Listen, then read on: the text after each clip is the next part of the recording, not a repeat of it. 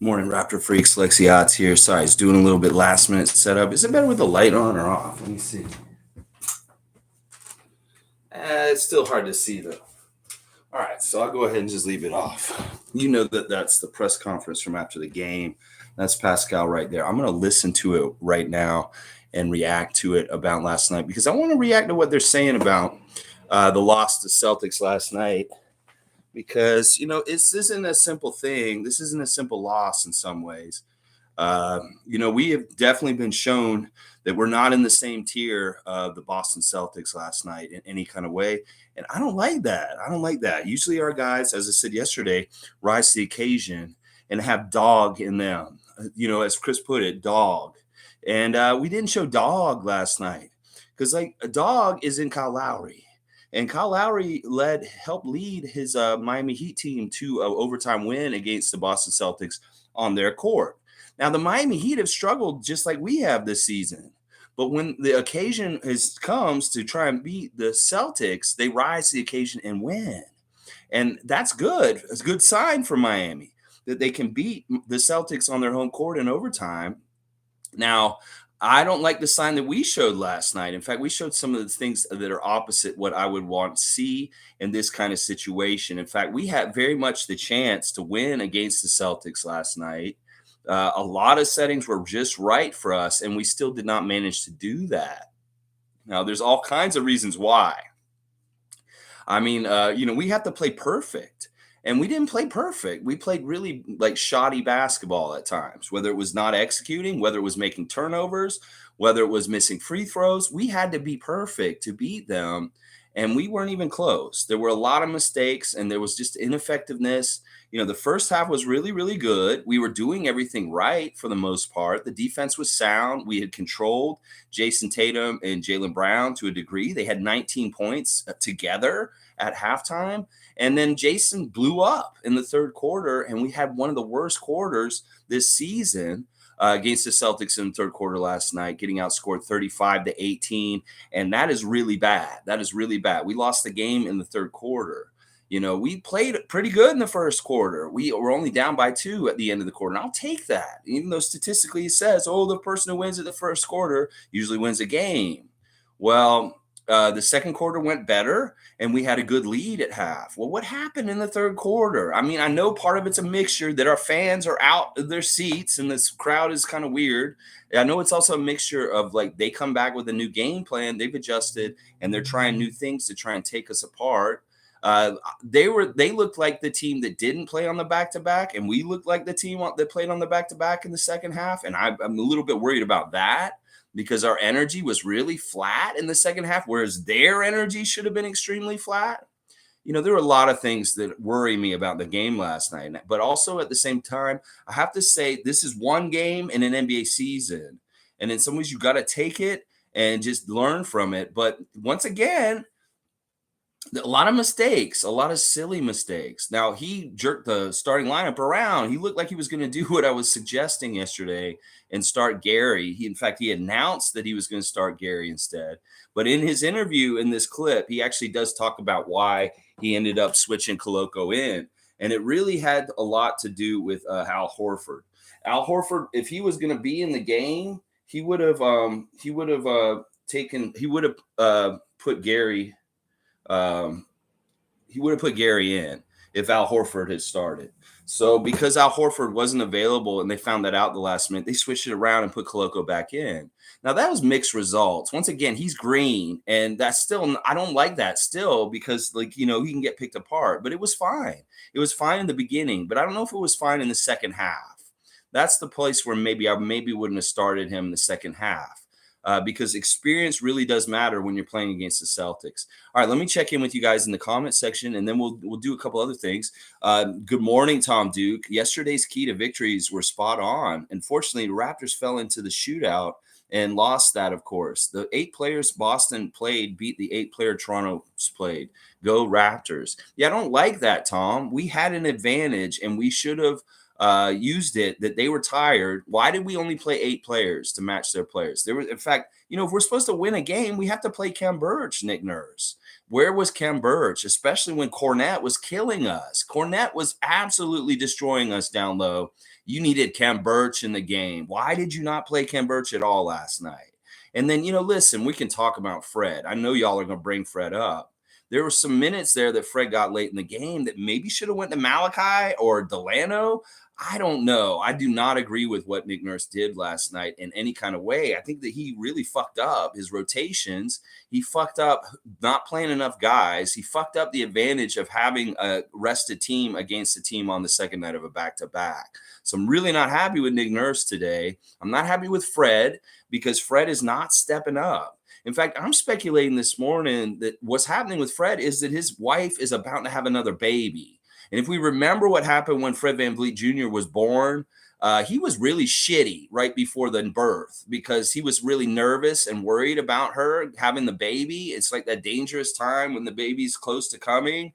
And, he's a little bit like off. It was very similar in the playoffs that year when Fred VanVleet Jr. was being born, that he was so shit right up until the birth. And then when the birth happened, he played way better afterwards. And that had that crazy, amazing boost from his birth.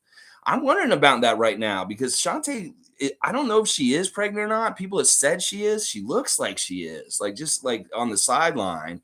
And I'm wondering if this is a factor in what's going on with Fred right now. Other than nagging injuries and him just not looking good, I think he may be nervous about, a pregnancy right now. And that may be part of it.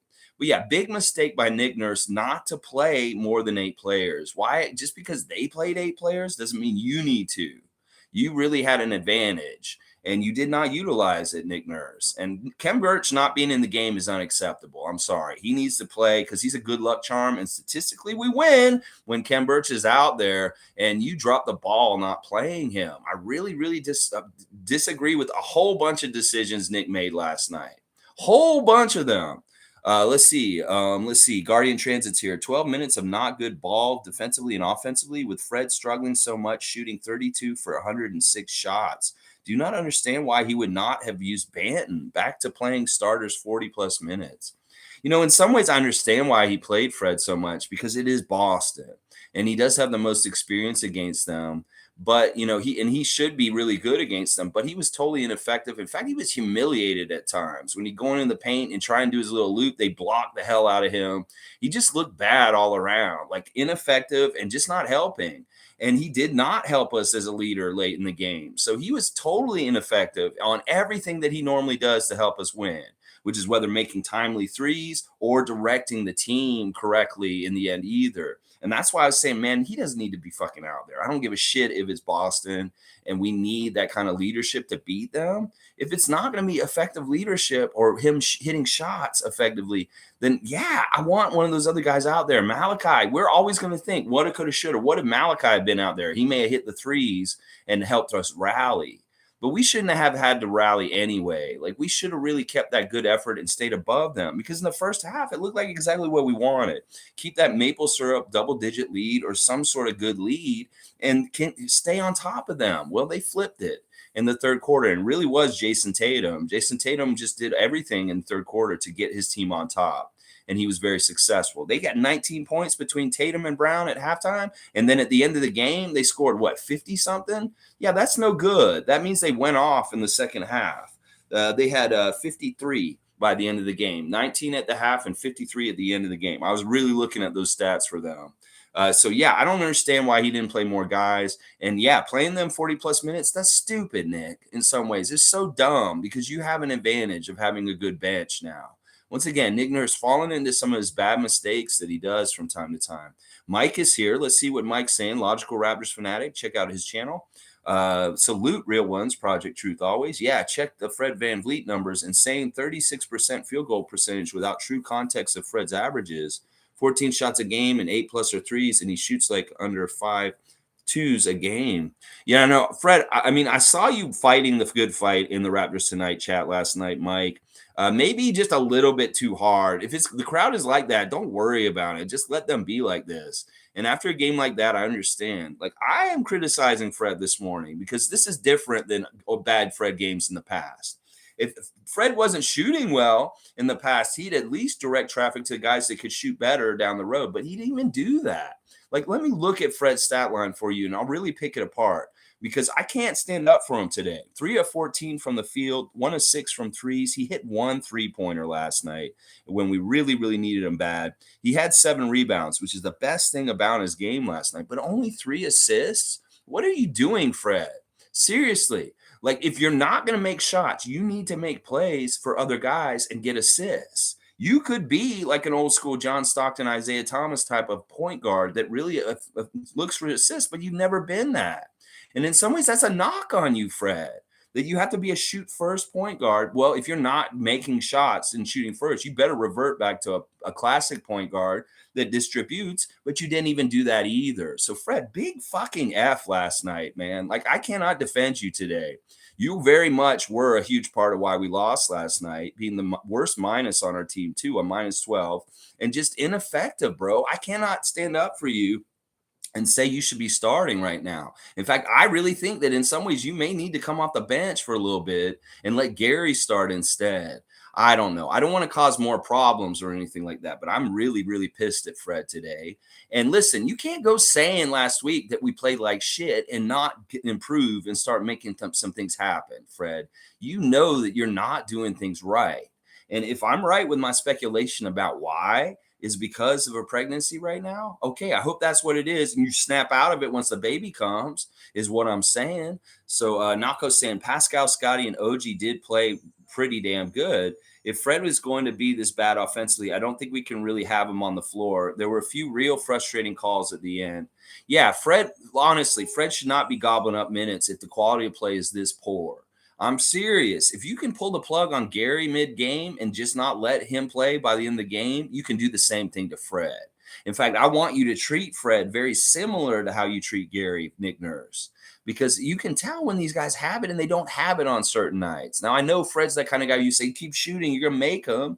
Well, even just like that one at the very end, and just it looks so pathetic the way he played last night. I cannot stand up for him. He has to give me some good things for me to say, wow, he did really good. I mean, I can't even look at these steals last night. He had some cool blocks, but he didn't have any steals. He had that really cool one block where he's just stripped the ball of them really, really well. I think it was Blake Griffin. He just took it from him. And that's really tough to do because Blake Griffin's very strong. Very, very strong.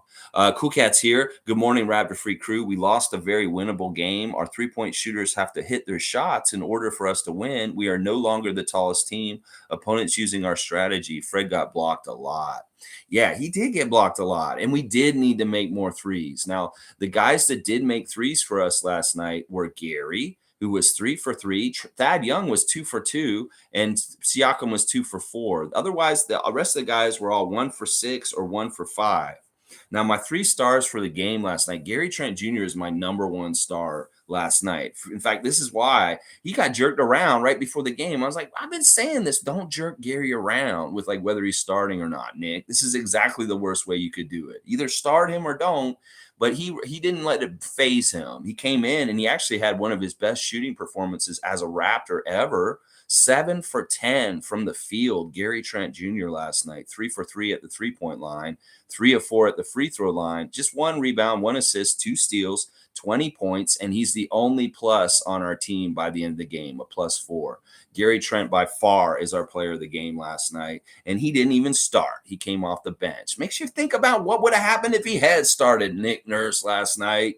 But yeah, Gary, you go. Being an ultimate professional, playing really well, even though the uncertainty of what your role would be for the night was very up in the air. And as they put it, he called an audible on whether Gary should start or not last night. And I don't like that jerking around, Nick.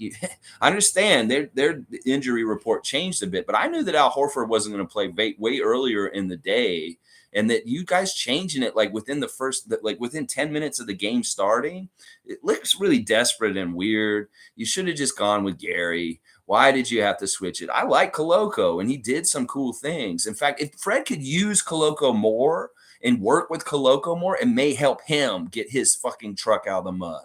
Seriously, Fred, just go look for Koloko and work two-man game with him until you start feeling good yourself. Because Koloko can help you get out of the mud. And you need to look for him as far as like those pick and rolls or just lobbing it to him, whatever you can do, Fred, because you did not contribute in a way that can justify your minutes allotment. There's no justifying how much you played last night. Now, my second star is actually Scottie Barnes. Now, Scottie played a very good game in a lot of ways, but he did make some really bad mistakes also.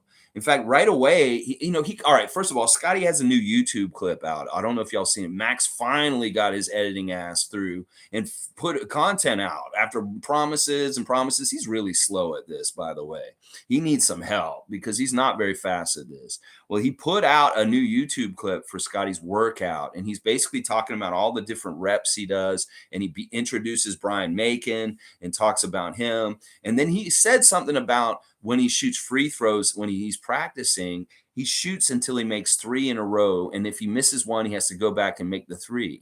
Now, Scottie has a good free throw MO now at this point. Last year, I didn't think he was very concentrating at the free throw line and really taking them into seriously enough. This year, he really is to me. And he like really does kind of like want to work on it. Well, last night he gets to the line, and the first 2 free throws we shoot in the game, he misses both of them. And I hate that, Scott. It's like those are right away. You're in a game against the Celtics where you have to play absolutely perfect to win. And the first thing you're doing, you're setting the tone by missing free throws 2 in a row right away. Nah, dog, that's not going to cut it, bro. You're a pro. You need to come up there and make those right away. And it's nice to see your routine and how you work on them. But if it doesn't translate into the game, you need to make. If you miss the first one, you better for damn sure make the second one. So when you miss 2 free throws to set the tone at the free throw line for the team, that's a big leadership fail because you're not leading the team at the free throw line to make them. And the free throw line didn't end up being that much of a big deal because, to be honest, they shot just as bad at the free throw line as we did. 15 for 21 for them at 71%. And we were 22 of 30 for 73%. But this is what I'm saying. You want to beat the top team in the East, the top team in the league, because they have the best record in the league, you have to play absolutely perfect. And there were 8 free throws, 8 points left at the line by the Raptors last night. And what was the margin? 6 points. I know that's just simple math, but you can look at that and think about that. I mean, seriously, Scottie missed those 2 free throws early. Pascal ended up missing 4 free throws last night, which in a lot of ways is unacceptable in itself. And I hate that. I hate that kind of stuff. Y'all shouldn't be missing too many free throws. Y'all can miss like 1 or 2 each. If you're missing more than 3 or more free throws in your game, then that's messed up. But Scottie's the second star of the game still, even though he missed the free throws early and he had some bad turnovers. And he actually talks about it on this clip. When we watch it, we'll talk about it with him. 8 for 14 from the line, from the field, which is fantastic. In fact, him shooting such a high field goal percentage right now is such a good thing. And it really is because he's doing this overpowering low post crazy stuff right now. And that is the future right there. And he looks so badass. These are the growing pains. And when the stuff he's showing right now is so good for us for the future, that he is going to be a dominant player in this league. And in fact, he showed something in the fourth quarter that I really liked.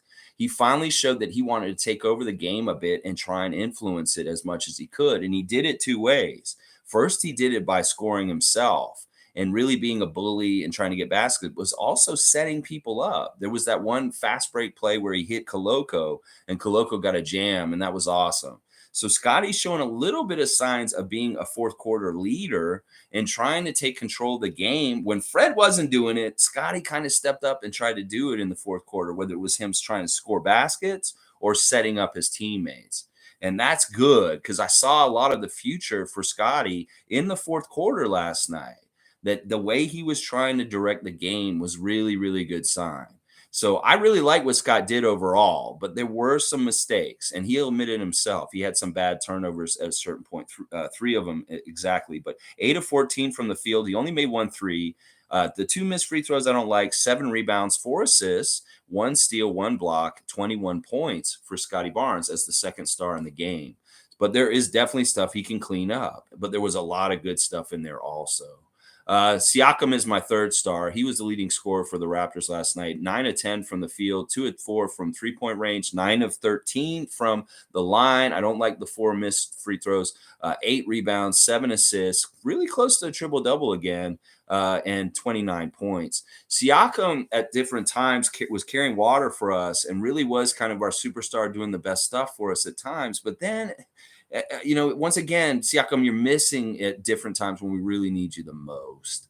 And, listen, you look and see what Jason Tatum did in the third quarter last night. That's what you should be trying to do for us, is that kind of stuff. Taking the game absolutely over, being the guy who's absolutely in control of it and saying, I'm the man tonight and my team's going to win because I'm going to make my team win because I'm forcing this game to a win for us. And Siakam, that could be you. You could be Jason Tatum in the third quarter last night. You just got to realize when the opportunities are and take advantage of them and do it. That's all I want from you, Siakam. Just step up and be the superstar that will take over the game. Sure, we know you can score at will. You can do this stuff, so fucking do it. Just do that shit late in the game, Siakam. Oh, my gosh. Oh, my gosh. All right, Naco the Nacho is saying, yeah, okay, well, I read that one already. And I read the other one from Cool Cat. Shanky's here. This one hurt. I am Shanky saying this one hurt. Yeah, you wish you were playing trivia today instead of talking about a Celtics loss. I know, Shanky. You'd rather have a Tuesday trivia right now than a reaction to a Celtics loss. I know. G saying, call me crazy, but I feel a win streak is coming. See, this is why we have this channel. This is why we have this channel. Because of people like G that come in and shine a light. And you know what? Maybe you are crazy, but maybe you're not. I don't know. I looked at an early preliminary injury report for tomorrow. And, Anthony Davis and LeBron James are day to day. They may not play tonight against Cleveland. And I'm wondering if that's because they don't want to play both games and they want to play in Toronto against us. I don't know. We're going to have to monitor this, but they are on their injury report today, both Davis and LeBron. So we'll have to see. This is just an early injury scouting for tomorrow. It could be very much that they sit the game against Cleveland because they really want to play us in Toronto. Paul B's here. Do we need to talk about Van Vleet? Well, I've already kind of talked about him a bit, Paul, and I'm not happy about it. I really hope it is because his wife's about to have a baby and he's just stressed out, and then he can get his head straight after that. I don't know what's going on with Fred right now. I don't like it. Bishop's here. Good morning, freaks. Knock on the Nacho saying this shit ain't in the top bottom 3 losses this ain't in the top 3 losses of the year, this season.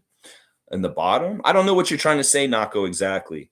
I mean, listen, this is what it is, basically. You want to beat the Celtics, you have to play perfect. You have to rise to the occasion. You have to play absolutely badass, no mistake kind of basketball. And we didn't do that. We did not play no mistake basketball. We made tons of mistakes and left that door open for them.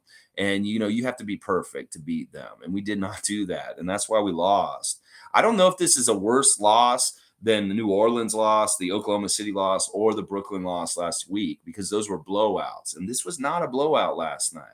But there is some sad parts about it because we did have control of the game and we could have won this game. And it was a great opportunity to beat the Celtics with them on the second night of a back-to-back, missing a couple players and us, in fairly good shape. But you know what it is? It's kind of like he said before the game. Nick Nurse said this is a test, a measuring test of where we are in the season and where they are. And we didn't look good. We do look like what people are saying, where they say, oh, we're a mid team. Well, we looked like a mid team last night. We didn't look like, in fact, last night, the game made me feel like we're a worse team than we were last year. Because last year, our team had more get up and go and pride about being a dog and fighting the fight and trying to get that win no matter what. Last night, we did not do that. In fact, we looked like we lost a couple of things that we built last year to be a good team in those situations. And where was it last night? That's the thing that's disconcerting to me. Now, I could say that part of that effect is because of Koloko and Barnes. I really, really can't say that. If you're going to play both of them heavy minutes and have them out there, their mistakes are going to amplify and they're going to be really, really worse in games against teams like the Celtics. If you put Barnes out there, he's going to have a mix of great stuff that he does, but he's going to fuck up too. He's going to cause turnovers and he's going to have dumb mistakes too. And you're going to have to ride or die with him. So it's either, Scotty, listen, you're going to make some turnovers. You got to make those up.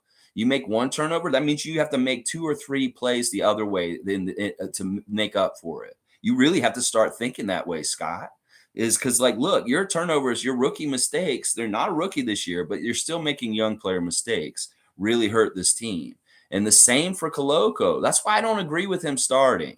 I really don't at this point. I think that it's a folly to continue to start Christian right now. It may be good for development and long term, but it's not good for our team as far as like getting the right kind of set the table at the beginning of the game in some ways.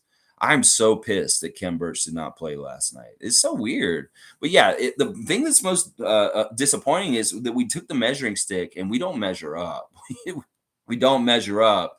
And, we could play the Lakers tomorrow and play really well and beat them. And then we feel real good. And it may change how I feel about this. But right now, I feel like we don't measure up.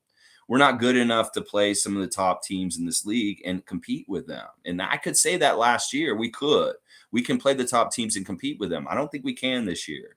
And it is partly the development role of Scotty getting more amplified and trying things. Is partly that they want to use Koloko so much. The rest of it is just inconsistency from the other guys and injuries that are plaguing our team in general to start the season. So Logical Sam, straight up, we did the last of defense, and our offense was more of the issue. Brown had 22 points on 22 shots, and Tatum had 31 on 24 shots. Yeah, we did well on them. We were playing them well the first half. We did really, really good. In fact, this is why OG's not in my top 3 stars for the last night, is because, he did a good job in the first half, but he did not do a good job in the second half. In fact, OG started failing in the second half to contain them and stop them. And that's all we want from him. I don't care if he was scoring a lot last night. Sure, we could use some threes from him, but I just wanted him to contain either one of those two guys as much as possible, and he didn't. He didn't by the end of the game. He did in the first half. He was really, really good, Anunoby doing that. But in the second half, he did not do it. And that's a real problem. Monique's here. Good to see Raptors superfan Monique Lawrence. Good morning, everyone. Let's stay focused and positive. Go Raptors. Well, this is a great thing. Now we get the Lakers, and this is a really tough test also. But this is, once again, rising up to the challenge of our rivals. Well, will you rise up to the challenge of the rivals, Raptors? Because you did not last night. And if you want to beat the Lakers and LeBron James and a newly revitalized Anthony Davis who's throwing down Wilt Chamberlain numbers, you better rise to the occasion and meet them at that where they're meeting you with the challenge. And this isn't easy. You guys are losing a couple things that you've established in our culture over the years with Kyle Lowry and DeMar DeRozan and people like that before you. And that's being a good team that closes out games very well and manages the clock. There's not been that in a lot of close games this season. And I'm very worried that in some ways the Raptors are regressing from what they've built over the last couple of years, that they really need to take care of certain identity things as far as like, okay, when it's a close game at the end of the game, we manage the game very well and we end up winning. If we're down, we're very good at overcoming and making those. If we're not making baskets, well, at least we're contributing in other ways around the court. There's a lot of flaws and stuff that happened in the second half last night. The first half was great. It was perfect. The second half was a disaster. Specifically, that third quarter was very bad. Let's see. Fred said, Fred 1 of 6, OG 1 of 5, Barnes 1 of 6 from 3. They got away from bully ball. Yes, Fred was inefficient. Turnovers and missed free throws also were a problem. Yeah, very much so. You got to play smart. You got to play well, and you got to play perfect if you want to beat the number 1 team in the league, the Boston Celtics. And kudos to them. Listen, I don't like giving kudos to the Celtics, but they are the real deal this year, and they are definitely the favorite right now to win the championship. And I say that very begrudgingly. I don't like giving them anything, but after a game like last night and the way they handled things, I have to give them that. I really do have to give them that. And I hate saying it. We hadn't seen them yet in the regular season this year. And, after that, that's kind of where I assess. I don't believe all the hot air until I see them against us. And, well, we saw them against us. They outshot us. They got more field goal attempts than us, 90 field goal attempts to 85. And they shot 49% while we shot 46. We were actually shooting pretty well early. And we didn't shoot bad overall last night. It just wasn't good enough. The three-point range, they got a +9 differential by making 3 more threes than us. But really the shooting percentage at threes wasn't that good. That's the other thing that's disappointing is the Celtics didn't play their best game. They were not sharp last night. They missed a lot of shots they normally make. And they had a lot of fuck ups. And also, the referees were helping us in the first half. We were completely getting home court cooking from the referees and them helping us in different ways. And still, we could not take advantage of all of these things that were advantages for us and get a W. That's really disappointing. It's very disappointing. We had a ref hit job on them. We had home court. We had them on the second night of a back-to-back. They had guys missing. They were missing shots, and we're not playing perfect Celtics basketball, and we still didn't win, y'all. That's fucked up. That's not good. That is very not good. We had a lot of things on our side. The free throws, we got way more free throws than them last night, and that was part of the balance with the three-point shooting. Is we got 9 more free throw attempts. But we didn't shoot much better than them at the free throw line, 73%. 8 missed free throws. Those will haunt you. Those will haunt you. I'm telling you. Rebounds, they out-rebounded us. What the fuck? We should not be letting a smaller team out-rebound us, guys. I don't care if they got Frank Cornett out there. They didn't have Al Horford, and they're not a better rebounding team than us. So how the fuck did they get 3 more rebounds than us? They had more offensive rebounds than us. That is our calling card. That means they out-raptored us to a degree. If they out-rebounded us, now offensive rebounded us. 19 assists. We did not share the ball enough. They got 27 assists. They shared the ball real well. We did not do it enough. There was some of it that looked really pretty and really good, but there wasn't enough of it. And then on the hustle stats, pretty even, 9 to 11. We got 2 more blocks than them. We had more turnovers than them. We ended up turning the ball over 2 more times than them. We did beat them on fast break points, but they beat us in points of the paint, 54 to 50. So these are all important stat categories for us to beat them that we just lost at. Like whether it's points in the paint, the rebounds, all that stuff. Well, these were battles we needed to win that we did not. We did not win. I hate it so much. Oh my gosh, I hate it. G saying Gary should have gotten more minutes. He was shooting well. Yeah, he was shooting very well. That's what I'm saying, Nick. You're really known for adjustments in the game and understanding things. Well, you need to figure it out quicker and just kind of do things like quicker. Like Gary's playing very well. Play him in those minutes late in the game and do the things like that. Cool Cat saying Scotty was mad. He slammed the ball, hit the chair hard. He hates to lose, too.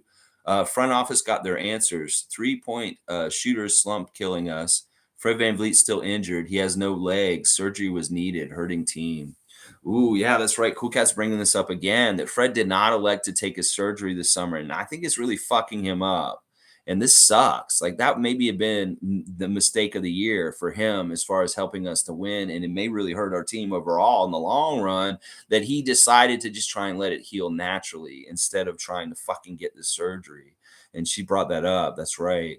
Listen, I don't know what's going to happen with this team this season. There may be a level of blowing it up at some point in the middle of the season. Like if we're not clicking, like we don't find that clicking like we did last December and we like rolling out, they may actually do some big moves and really make some changes. And I don't think they had intended to do that if everything had been going smoother. But the way things are going right now, I wouldn't be against a little bit of a blow up, not like a complete blow up, obviously, but maybe moving a couple pieces just to get somebody else that may actually help us in our biggest weaknesses. Because the weaknesses right now are very apparent, and it's like consistent jump shooting is one of our hugest weaknesses. And we could maybe really use somebody like, I won't say Eric Gordon exactly, but somebody like that type of player, just a sharp shooter, good shooter. And I don't know if it's Eric Gordon. I don't want him specifically, but somebody similar to him. But yeah, Scotty got really mad at the end of the game. I was worried he was going to get a tech when he was throwing the ball, banging it on the floor right at the end of the game. And yeah, of course he's pissed.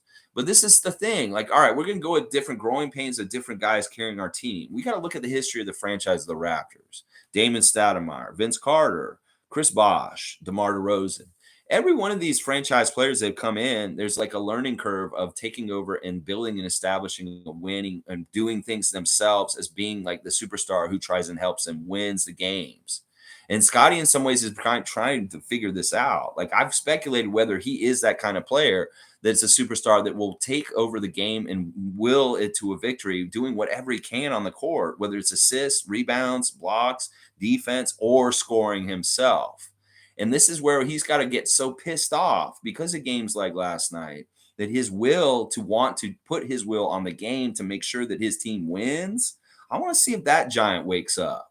If there's something inside of him that is just like the gumption to say, fuck this shit. I'm sick of losing. I'm going to make this team win no matter what. I'm putting them on our back.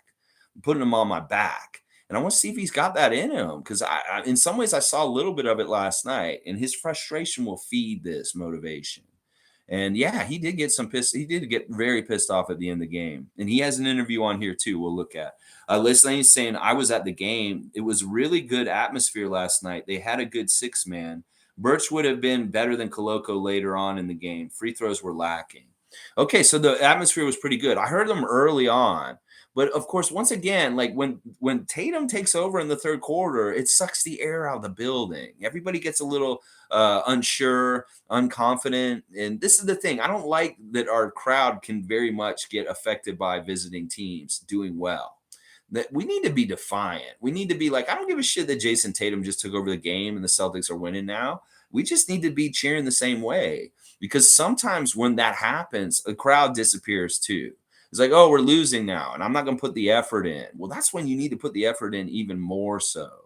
And yeah, you know what? Listen, I know that there probably were a lot of good people in the crowd and being loud, but in some ways, that's not the same kind of crowd we had on Monday last week for Cleveland.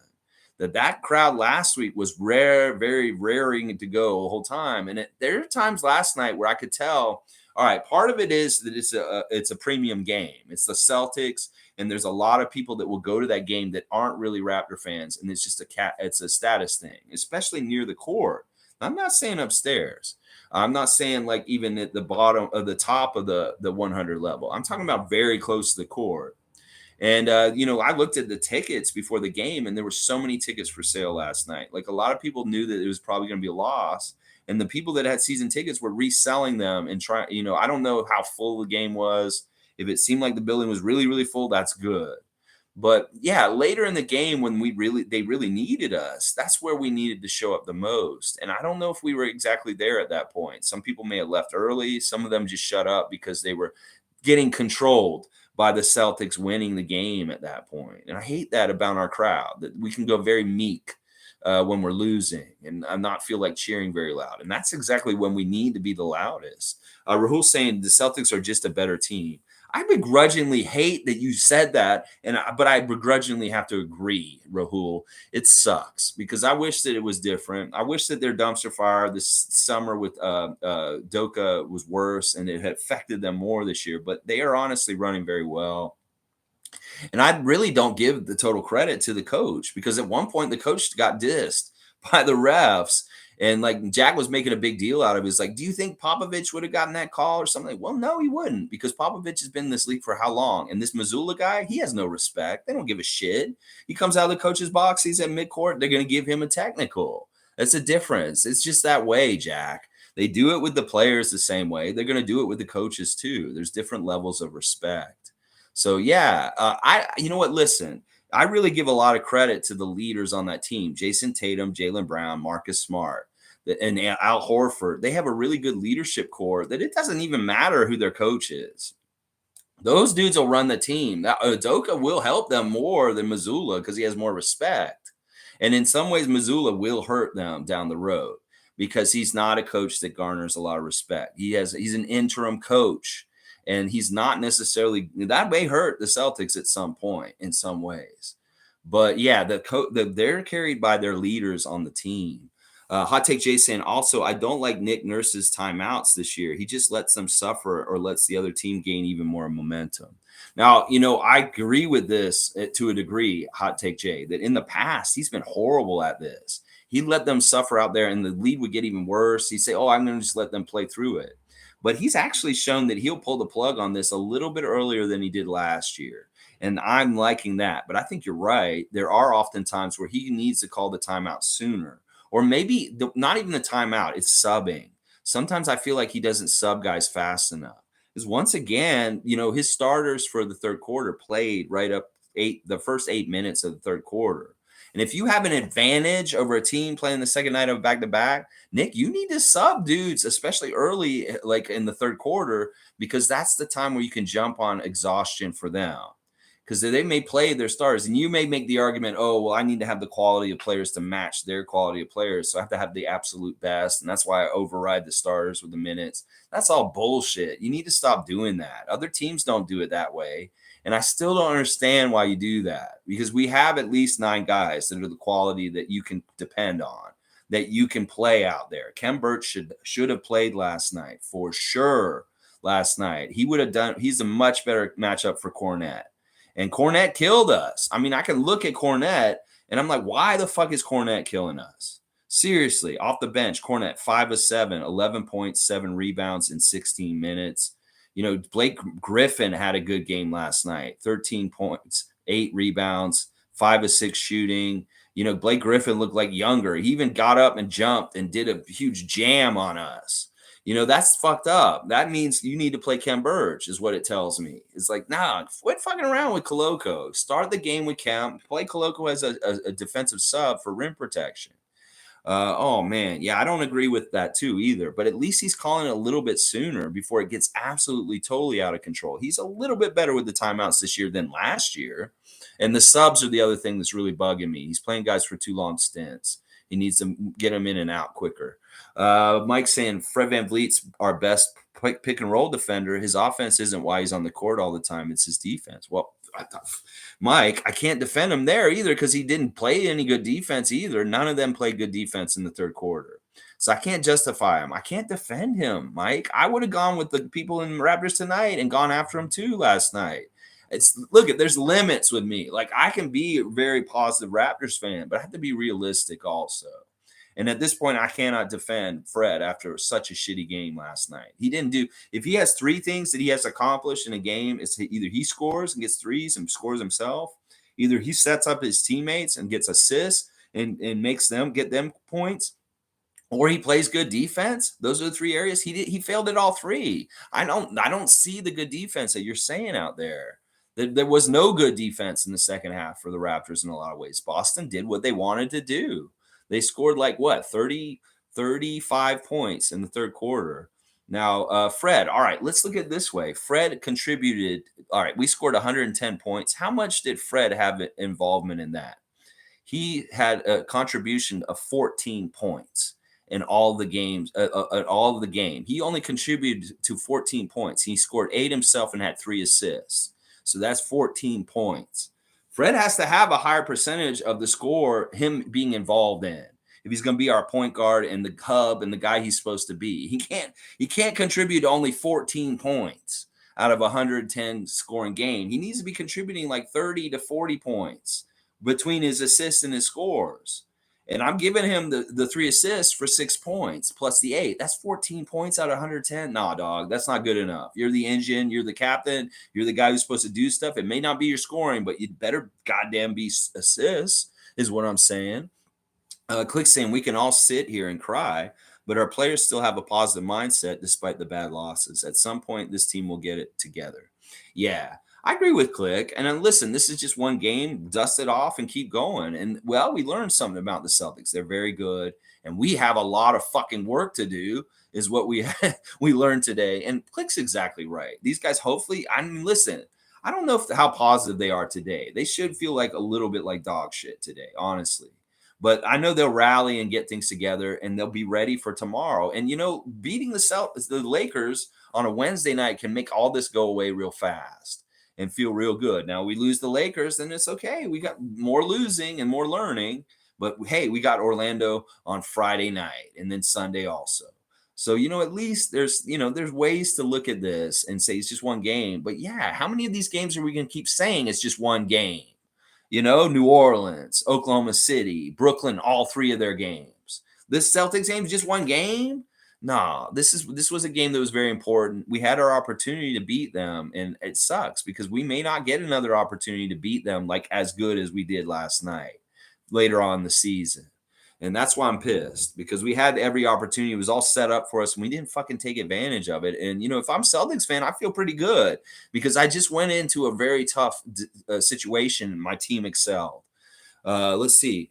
Monique saying OG with Butterfingers. Scotty looked angry with his turnover in the fourth. Fred in a funk. We had the chance to win, but mistakes. Keep positive. Keep pushing overall. Yes, Monique. I love it. You're shining a light. But in some ways, I'm just pissed at them because honestly, I didn't see the kind of dog that the Raptors have built with guys like Kyle Lowry. If Kyle Lowry had been around, you think we would have fucking done this bad at the end of the crunch time? No, Lowry would have done something. That's what we miss Lowry is in a game like last night. Because you can see what Lowry did for Miami in Boston against them last week, and they beat him in overtime. Miami beat Boston on their home court in overtime last week. And now I don't think that Miami's a better team than us overall, but they have better leaders. They have better get shit done. They have better dog. And that's why what we're lacking right now. We don't have dog. Chris may have dog, Chris Boucher, but some of these other players on our team are not playing with dog right now. And that's being in the fight, competitive, wanting to fucking win, all this kind of stuff. The Masai shit, they saying we need to win. We've got to win. Where's the fucking dog in the fight that wants to win? And that wasn't there last night. And that's what's pissing me off the most today. I am Angry Beaver today, and I am angry. And I'm mad at the team. And this is rightfully so in some ways because they were all set up. It was right there on a silver platter. What the fuck are y'all doing, Raptors? It was right there on a silver platter. You're maybe not going to get the better settings to try and beat the Celtics in the years to come from right now. This may have been one of the easiest opportunities to try and beat the Celtics, and we did not. And that's what's pissing me off. Yeah, OG had some turnovers last night that didn't look good.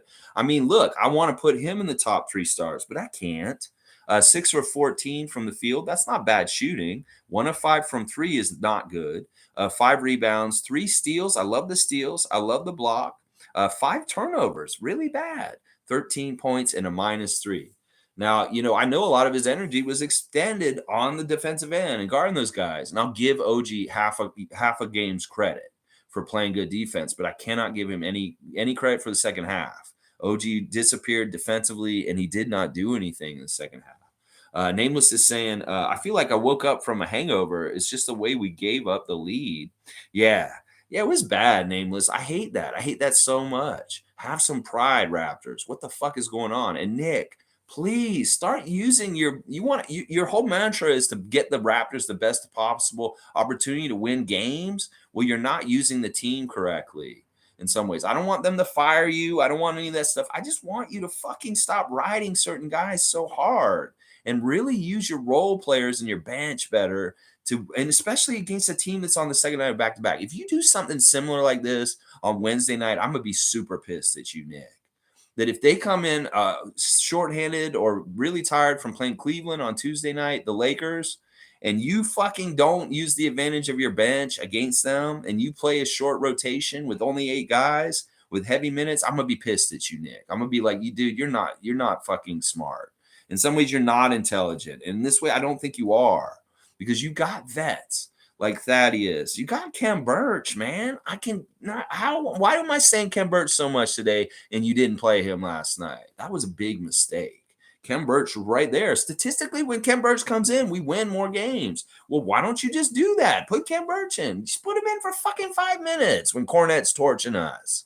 Why can't you play Kem Birch in this situation? He should be one of your every game players. You need to be playing him every fucking game. Why does he have a DMP today?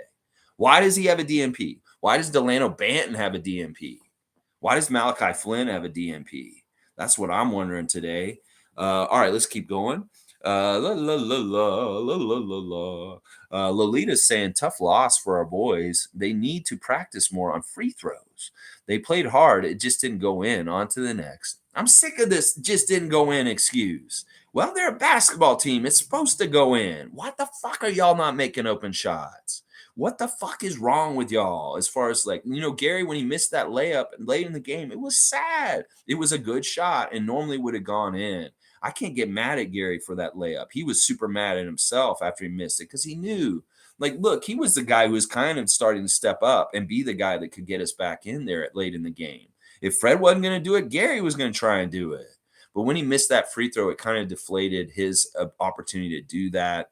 And he got mad at himself for that too. I heard him say the F word real loud when he was coming back down the court over the television after he missed that free throw. So yeah, man, Man, oh man. Okay, fun guy saying, I hope everyone is calm. Our schedule going forward should put us in the top East soon. This is all right. Once again, a great Raptor freak coming in with something positive to say about this. Yes, but we need to start winning again right now. I'm sick of this. What are we? We're a 500 team right now. We're 12-12. We get that opportunity to put the Celtics at 19-6. Well, they're at 20-5 this morning, and I don't like that. I do not like that. Lion Hunter's saying, I would like to put Trent back in the starting lineup, but you need some size against the Lakers. Conflicted. Yeah. I don't know. I think that Nick, you can't jerk him around like this. If you're going to put him back in the starting lineup, just do it. But otherwise, let him know that you're just, all right, you're the scorer like this off the bench, and, let him try and do that stuff that way. But I don't know. We'll have to see tomorrow. Once again, we have to monitor whether LeBron and AD are actually hurt. If they're just doing a load management to have them ready for us tomorrow. They don't play tonight. I'm going to bet that they both play tomorrow. And it'd be really weird that they punt the game against Cleveland just to be set up to play against us on Wednesday, seeing as that Cleveland's looking like a better team than us right now as far as the record and also how they're playing. So, yeah, that'd be really weird, especially LeBron should be playing in Cleveland because that's Cleveland. He should be coming back and having his homecoming game against the Cavs. And if he's day-to-day today and he doesn't play just to save himself to play against us, we'll have to see. Maybe one of them sits tonight and one of them sits tomorrow. So maybe we pick our poison. Either we get AD or we get LeBron, depending on how it goes. G saying, when Fred, Pascal, and Barnes are on together, there seems to be some sort of identity crisis. Not sure if that's the right wording. There seems to be an extra step before getting to the net. They will figure it out. A lot of this is really very much growing pains, and there's different levels of growing pains. Like we could talk about Pascal Siakam's growing pains right now. That he went through this period where he would show he could be a superstar and maybe win games, like that layup he made against Phoenix a couple years ago, and he absolutely won the game at the last second. What comes in waves? Maybe he's showing he can do this kind of domination in the game for this period of time, but he can't shift that time to the very end of the game when it's absolutely crunch time and it really super matters. That's the next thing he's got to work on in developing as a first option franchise player, number one scorer on our team. Is he's got to shift these periods where he's absolutely dominant, where he can score a bunch of baskets in a row, to the end of the game where it really matters, and he's putting his will on the game. Once again, to win games, and this goes back to what Charles Barkley and Shaq said last year, is you have to have a superstar that carries water and takes you home to the win. That sometimes the NBA is very much like, who is your number one samurai, and put him out here against my number one samurai, and whoever is the best samurai will win the game. And Pascal, if he's going to be the man, he's going to have to step up when the game really matters and prove and push himself into the game to say the will of me to win, my team winning is stronger than the will of Jason Tatum. And that's not the case last night. Obviously, Jason Tatum's will for the Celtics to win last night was much stronger than Siakam's will for the Raptors to win. And that's what it's going to get down to at a certain point. And maybe in some ways, Siakam is developing as a number one in that kind of mentality, whereas Jason Tatum has so much of a body of work with this kind of mentality and taking over and doing this for the Celtics. We need you guys, the leaders, the best scorers on our team, Pascal, OG, and Fred, and Scotty, to start doing this yourself. Get that mentality yourself. But yeah, they're going to have to figure it out, G. And we'll see how it goes over time. Kareem's here. Good to see Kareem Thomas. Listen, Nick Nurse needs to grow up hair and finally get Fred to come off the bench until he gets his shit together. I don't want to be a dick, but we all see what's happening. Listen, I can't disagree with Kareem Thomas at all on this. I love you, Freddie. I want you to play well. If it's because of a pregnancy that's going on right now that you're not playing well, is it because of this knee thing that Cool Cat's saying that you should have taken the surgery and now you fucked up because you didn't take it? And now you're going to be hurt the whole season and useless to us? In some ways, I'd rather you just go get that surgery tomorrow then. Fred, just go fucking get that surgery tomorrow. Open up the whole year for Malachi to try and get his final development in his last year. Just stop being greedy. Go fucking get your surgery. Get it fixed. Take the fucking months off in the middle of the season instead of should have done in the offseason. And maybe you'll be back in time for the playoffs. Because seriously, you guys may need to consider doing this. Now, they may be saying, well, Fred doesn't need surgery. Well, whatever the fuck's wrong with them needs something. So I don't know. In some ways, I'd rather him do that. Like, why don't you go get that surgery now, Fred, that you should have fucking took last May And now you're getting it now, even though you missed most of the season. I don't give a shit if it's an extension year. I don't give a shit about all this. This is the best thing for the team. This is the best thing for the league. You're broken. Like, whatever's wrong with you, we need it fixed, because you're not the same player since last year in the beginning. You've shown real little flashes. You had a little bit at the beginning of this season, but for overall, your body of work over the year of 2022 has been very injured and not very good for most of the time in this calendar year. So, yeah, if this is the issue, I'd like him to go get the surgery tomorrow. Seriously, Fred, quit fucking around with your career and looking like garbage on the court. You aren't healthy. It's because your knee's messed up. Go fix it. And I don't give a shit if you miss like 3 or 4 months of this season. Just go fucking fix that shit. The sooner you do it, the better. Oh my gosh. Mike's saying if Gary started, Tatum would have had 40. Tatum was looking for the Gary Trent switches and took it to the cup and Gary Trent ISO. So yeah, defense matters. I won't disagree that Fred isn't a good defender, and he did do some really good stuff last night, like the stuff against Blake Griffin and different things like that. But once again, they're ineffective at sealing it out as a team. It doesn't matter. I mean, listen, I still think that Malachi, maybe with a better knee, is better out there than Fred right now at this point, because I have more confidence in Malachi hitting threes at this point.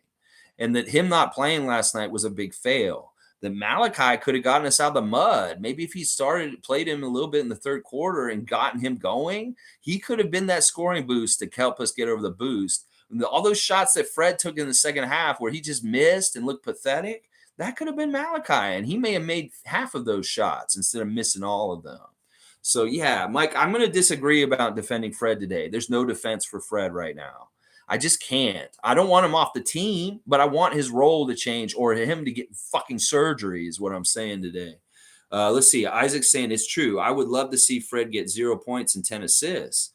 We have the team dynamic to support that. Boston let Pascal do his thing so long as he wasn't getting others involved. Ball is not moving. Yeah. Yeah, Isaac, listen, if Fred doesn't score, I don't care. He's great, and maybe he pops up and hits some threes from time to time. But I love what Isaac's saying here. I'd love to see Fred try and average 10 assists with this team around him. He's not the best shooter for us right now because of his height. He's getting blocked left and right. Now, if he's open, he's wide open on the threes, yeah, take him. But he has to work so hard to get his shots. Work hard to get other people their shots, Fred. Do that, please. 3 assists is not enough for how bad you played last night. And Isaac's right. The ball was not moving like it did against Orlando, and I don't like that. It needs to be shared and moved around. Sharing is caring. Don't we remember that?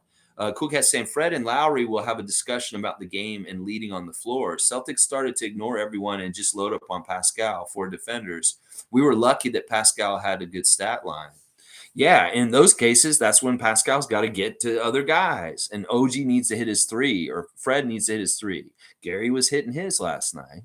So, yeah. You know what? I think you're right. I think that Fred will talk to Lowry, and maybe they will talk a little bit about this game and how things went and stuff like that. I don't know. Fred's lost right now. In fact, today he may be really searching for some answers today. And if it is something like Cool Cat's saying with the knee and the surgery that he didn't get, oh, man, this is going to be kind of like the Pascal thing that happened with the bubble, where it's like, fuck, that was a fuck up in the offseason. Why did you not just go do this, Fred? Monique's saying not having Precious hurt in bodies. So proud of Gary these days. Yeah. We can look at a bright spot. Gary Trent Jr. is definitely one. And, man, I do miss Precious. Precious is going to be such a breath of fresh air when he finally shows up again. Trust me. Lion saying, I'd much rather Fred work out his kinks now than later in the year and into the playoffs. He's playing horribly, but the only way is up. Hopefully he finds it on Wednesday. Now, see, listen, I hope that the only way is up, but I can tell you right now, he could be quagmired right now in this level of play because he's not going to get any healthier for the rest of the season. And that's the thing that I don't like. I don't want his quality of play to be shittier just because his knee is hurting him all the time. This is stupid. We need to fucking figure this shit out with Fred. If he's hurt, he needs to take time off and get the surgery. If he can get better and figure it out, then great. But I don't see it right now. I really do think what Cool Cat's saying is probably true. That, he fucked up when he didn't take the surgery this summer. And he thought he could just heal it because it's already hurt now. And we're only this part in the season. We're not even halfway through the season. He's going to be playing like this all year. It's going to drag us down. So they need to figure this out. And I wish that we could just say, oh, there's only one way is up, but he could just stay at this level the whole year because he just can't physically do it because of his knee. Bishop saying attack, rebound, free throws. Yeah, I like all that. Because see, part of it is with Fred last year is like we wanted him to come through and he just disappointed us over and over again. And I kept using the excuse, well, he's hurt. In the offseason, he'll get the surgery. Well, he didn't fucking get the surgery. And now the hurt thing is happening this year too. And now I'm really pissed and really frustrated with him because of that. Cool Cat saying, I've concluded that OG can't hit threes and play hard at that level. The Pascal plays. Not enough energy. Nick needs to give rest to core players to go really hard in the fourth quarter. It kills the legs. Once again, riding the 5 starters too much is a big flaw in Nick Nurse's coaching. It may be the biggest flaw in his whole strategy. The best teams in the league and champions over the years have always had a good core of superstars and then a bunch of good role players that flesh it out. Most championship teams use 10-man rosters and rotations. And I don't get this whole 7-man, 8-man rotation shit that Nick Nurse does half the time in tough games. That all the best classic NBA playoffs with teams like the Bulls from back in the day, the Spurs in different places, they always used like 10 guys. And I don't get this. You build a roster and you have so many good players. I know you want to concentrate, but this is the Achilles heel of him. If we start saying that Dwayne Casey's Achilles heel was being stubborn in the playoffs and not adjusting quick enough and getting our team beat in the playoffs, this is Nick Nurse's Achilles heel. That he does not use his depth of his team correctly. He does not use his role players and his bench correctly, and he overplays his starters. And I hate this. He did this last night in a situation where if he had just played his bench more and tired the Celtics out more, it probably would have went better. You want really high intense effort all the time. Sure, you want quality from the players, but you have a lot of good quality players, Nick. And you mix and match a couple of role players like Ken Birch and Delano Banton in with those really good superstars, you'll be fine. I don't get this. In fact, this is the thing that pisses me off the most about Nick Nurse is overriding the starters and not using your bench. What the fuck? We've been complaining about this for 2 years now, and you're still not getting it, bro. Come on, man, Nick. I know I'm not smarter than you, and maybe there's really, like, if you explain it to me why exactly, I may be like, okay, I understand why. But at this point, I can't understand this. Malachi Flynn has fresh legs, and he can run up and down that court just as well as probably better than Fred right now. And, if Fred's going to shoot that poorly, you might as well have Malachi out there. It's just Frank Cornett's out there burning us. Get Ken Birch out there. What is going on? I don't think that is the right matchup against the really big centers. I think Kem is. And why do you keep avoiding putting Kem in those situations? Because that's what his role is on this team. Oh my gosh. And what you're saying about OG with his energy as far as making the threes and doing the other stuff. Yeah, on the down low, I've kind of noticed this too.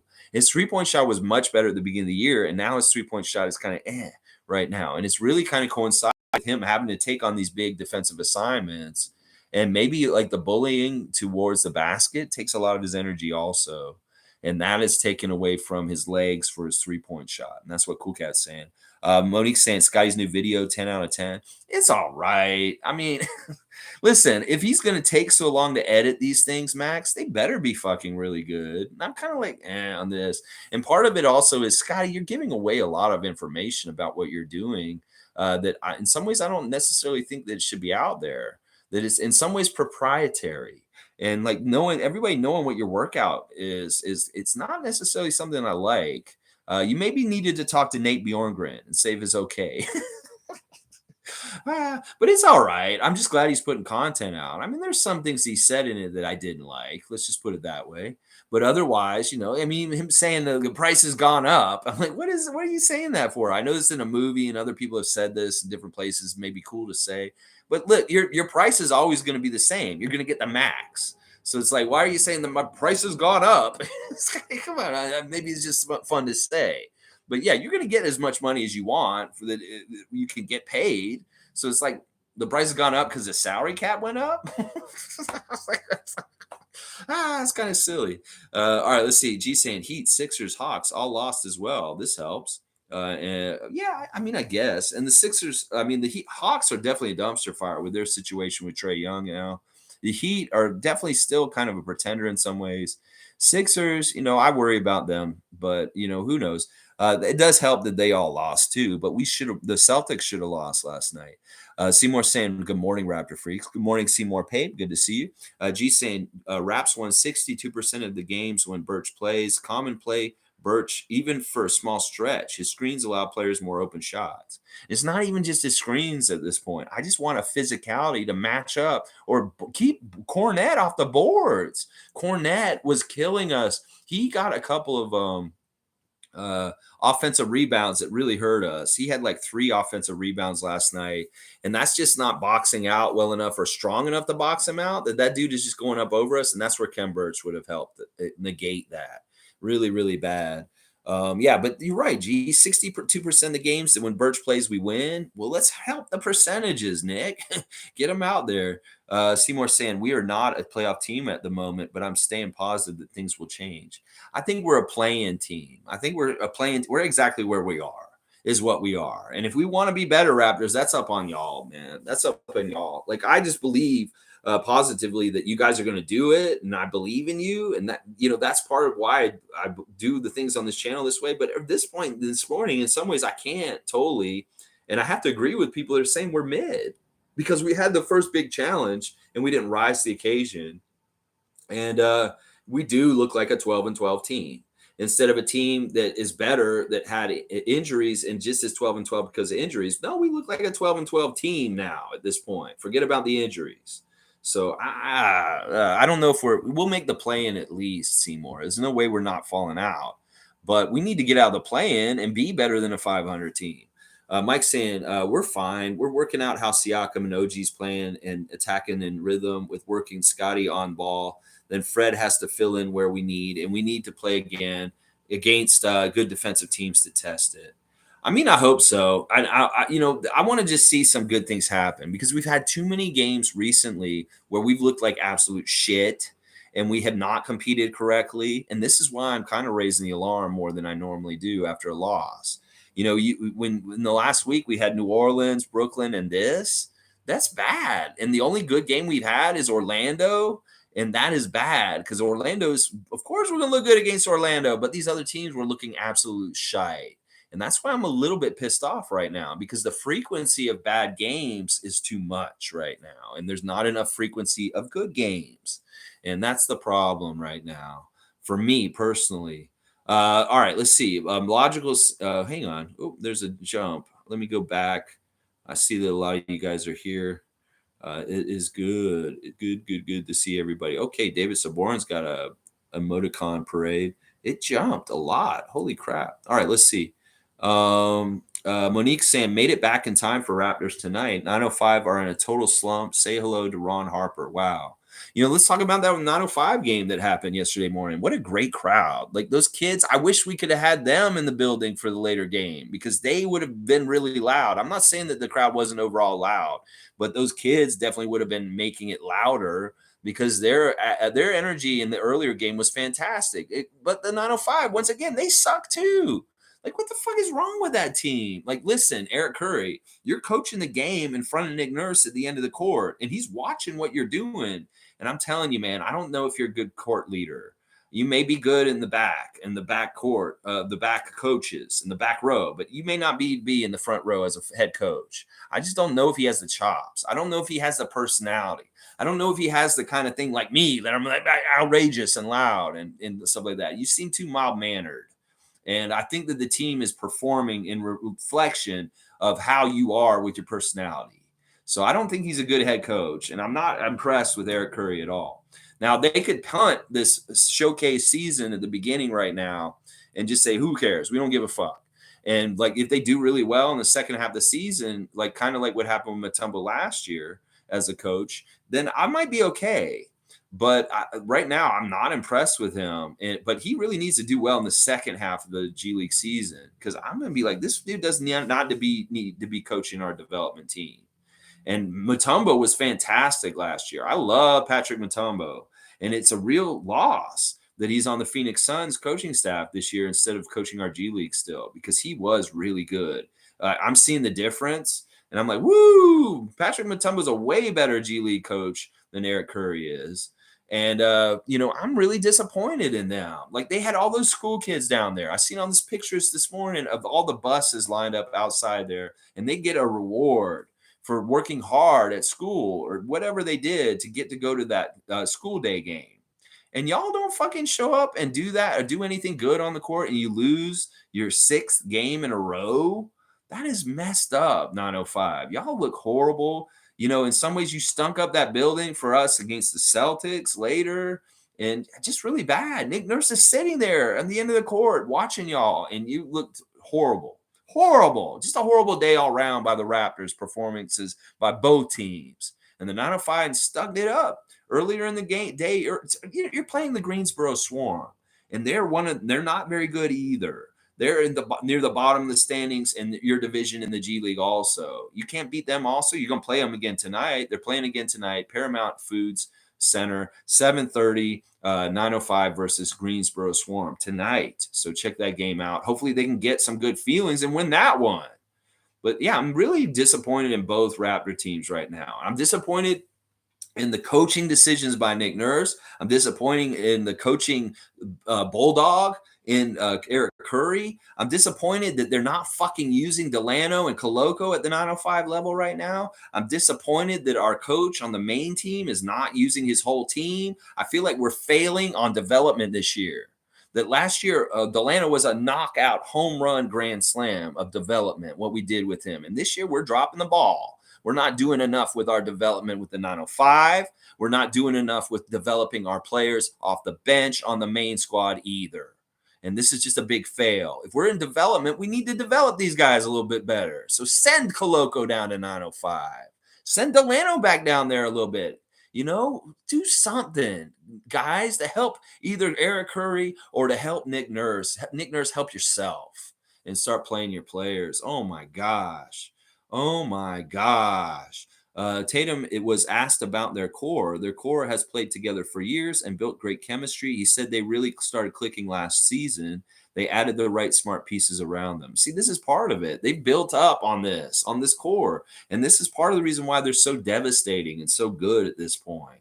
They really are. I hate giving flowers to them, but they're the real deal. And they're dangerous and they're scary. And I don't want them to represent the East in the finals this year again. I want somebody else to knock them out. I don't care who it is. Philadelphia, you go and take that hit. I'll wear a Philadelphia shirt on this show. If you can take the Celtics out somehow, some way at this point, at some time this season, just anybody but the Celtics is what I'm going to be saying for the whole rest of the year.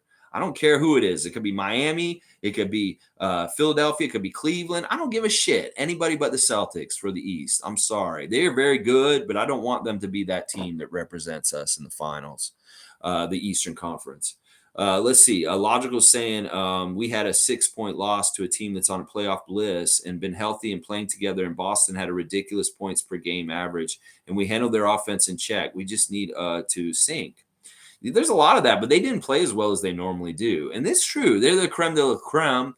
They've got some offensive ratings that are absolutely like historical in some ways. The way they're playing right now is they are very much this bar to be set. But that's the thing that makes it all the more disappointing to me, is that we're right there and we could have done it. But then again, we're not right there. We're not even close in some ways. I'm just angry beaver today. I'm just going to be the angry guy today. I can't always shine a light and be absolutely positive about the Raptors. And last night, there's some things that really pissed me off.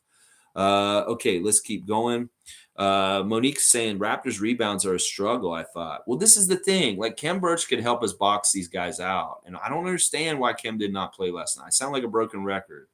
But yeah, boxing out and not letting them get rebounds and getting more ourselves. And, Chris Boucher, this is somewhere where he needs to step up and do more with the rebounds. He only played 16 minutes, but he did get 9 rebounds. He had 3 offensive rebounds. It was really him and Thad were getting all our offensive rebounds. They're the only ones who crashed the boards, with 7 offensive rebounds between him and Thad. And then the rest of the guys, like 1 for a couple of starters, and Siakam got 2 himself. That is really not normal for us. We should be getting way more offensive rebounds. David's saying, did anyone else notice that we looked good in the first half except Fred? And then Fred played the whole third and we got crushed. I do not understand why no Flynn, DB, or Doubt in the last 2 games. It's nuts. I'm with David on this. Like, I defended Fred against David last game reaction, but now I can't. And he's exactly right that we looked horrible in the third quarter, and Fred was out there the whole time. And Tom's agreeing with him too. I mean, it's not that we want to turn on Fred, but some of the things we're figuring out right now about what's going on with Fred are not good. Tom's got a little onion, a peanut, a coconut. It's an acorn, a peanut, and some nuts. He's got nuts. He's saying he's nuts. That Nick Nurse is nuts, is what he's saying. And then David's got a good game, and he's throwing up a clown, and he's got a pile of poo. He's got I can't see a bomb, and that heart and mind and basketball and champion at Tom Duke. Look, I really love that y'all are talking in Tom's language. This is kind of like being in another country and hearing a foreign language and stuff. That's really cool. And I kind of understand what y'all are saying. I don't know for sure. I don't speak emoticon fluently like Tom does, but I think I understand what you guys are saying. I'm picking up more and more as it's like I'm learning Italian and emoticon. Cool Cat saying we have to play Coloco in preparation for playoffs. Teams have scouted our team strategy in Scotty. Tatum said it. Nick Nurse has a design rest for our core guys. Pascal conditioning not here yet. I don't agree with the Coloco point. I really don't. We don't have to do anything to prepare him for the playoffs. He's going to be just exactly what he's going to be no matter what, even if we play him all season. Him getting the playoffs, he's going to be just as shocked when it comes to that time, even if he plays every single game and starts every single game this year. He's still going to get a shock when the playoffs come around, and he's not going to be totally ready for it no matter what. So I don't agree with this. I don't think he should be starting. I think he really is a role player off our bench, and he should be just a rim protector you bring in from time to time. I'm not saying he shouldn't play a lot. I'm just saying he should not be fucking starting, because if we're going to establish the game a certain way, we want to establish things. And Coloco is a green player that is able to get subjugated by veterans around him.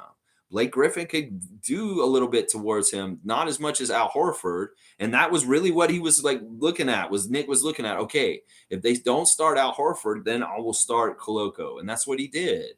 But if they had started Horford, he wouldn't have started him, because he knows that Al Horford can pick him apart and make him look really bad because of the lack of experience.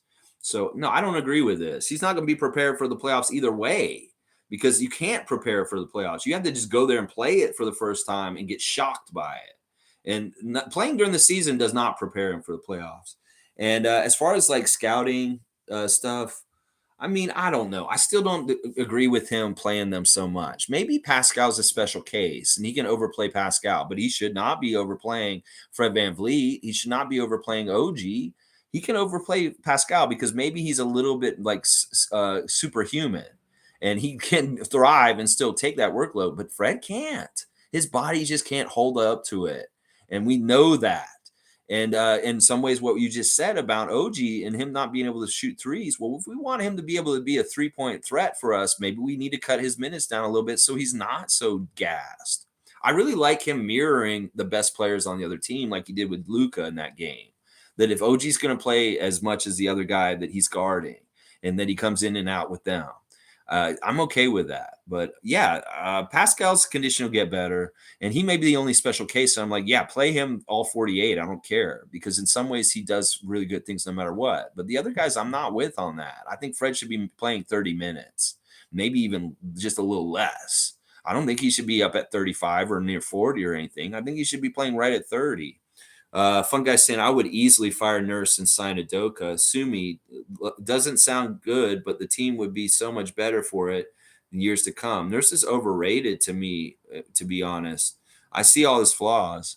I don't agree with this at all. I would not want Udoka on our team, and I would never do that. That's crazy talk right there. Udoka's culture is bad, and he may bring a whole bunch of stuff that's not good. Yeah, I completely disagree with everything you said there, fun guy. No, Nick Nurse is a good coach. It's just we're really wanting him to be better and improve, and maybe we do see his flaws. But in some ways, maybe it's he'll come around, hopefully, because maybe he's smart enough to understand this. Maybe he does kind of look at the Raptors Freak channel in the morning, and maybe he'll hear us criticizing him for the things we're criticizing. Maybe a little bit in his head, maybe it'll change a little bit. I don't know. I don't know. Maybe he's hearing the noise today, but I hope he is. But yeah, I'm not. I don't think he's overrated. I think he's a very good coach. As Earl Watson said, he's a defensive genius, and I think that we need to keep him because he is actually one of the best coaches in the league, and everybody else in the league would love to have him. I wouldn't want Udoka. Like I said, I'm very firm on my stance on Udoka. I don't think he should coach in the league ever again, and definitely not for the team that I love. So I don't sell my soul to the devil just to get a coach like that. Sure, maybe Brooklyn fan will do that. Maybe Fun Guy, you're okay with it, but not me. I don't want that kind of toxic coming in. Let's see. Monique is saying, building was full, man. Make your free throws. Please, please. Hey, Lex, you're going to Jack's sing along? Let's go Raptors. Okay, cool. It's good to see that it's full, but it wasn't full by the end of the game. And I know that a lot of people left early.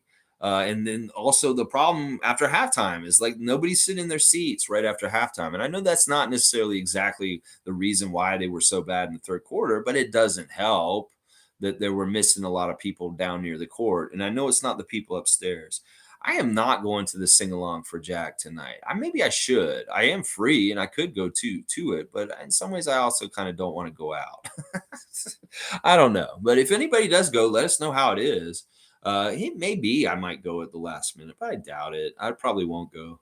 Mike's saying, bro, okay, go after him. But Nick told everyone, wait, what it was. Fred is needed on the floor for pick and roll defense because no one else is close to him on that. Nick Nurse said this at the beginning of the year, a big presser. Okay, well, I can get that. But listen, once again, I'm just going by results and what's effective. And Nick and Fred was not effective in any kind of way last night. He really wasn't. Like, I don't even see that if he was doing such good defense, then why was Boston scoring so easy?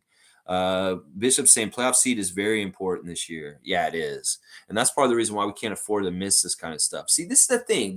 After 20 games, the Celtics are building on top of like, okay, we really want to fine tune how good what we've already built.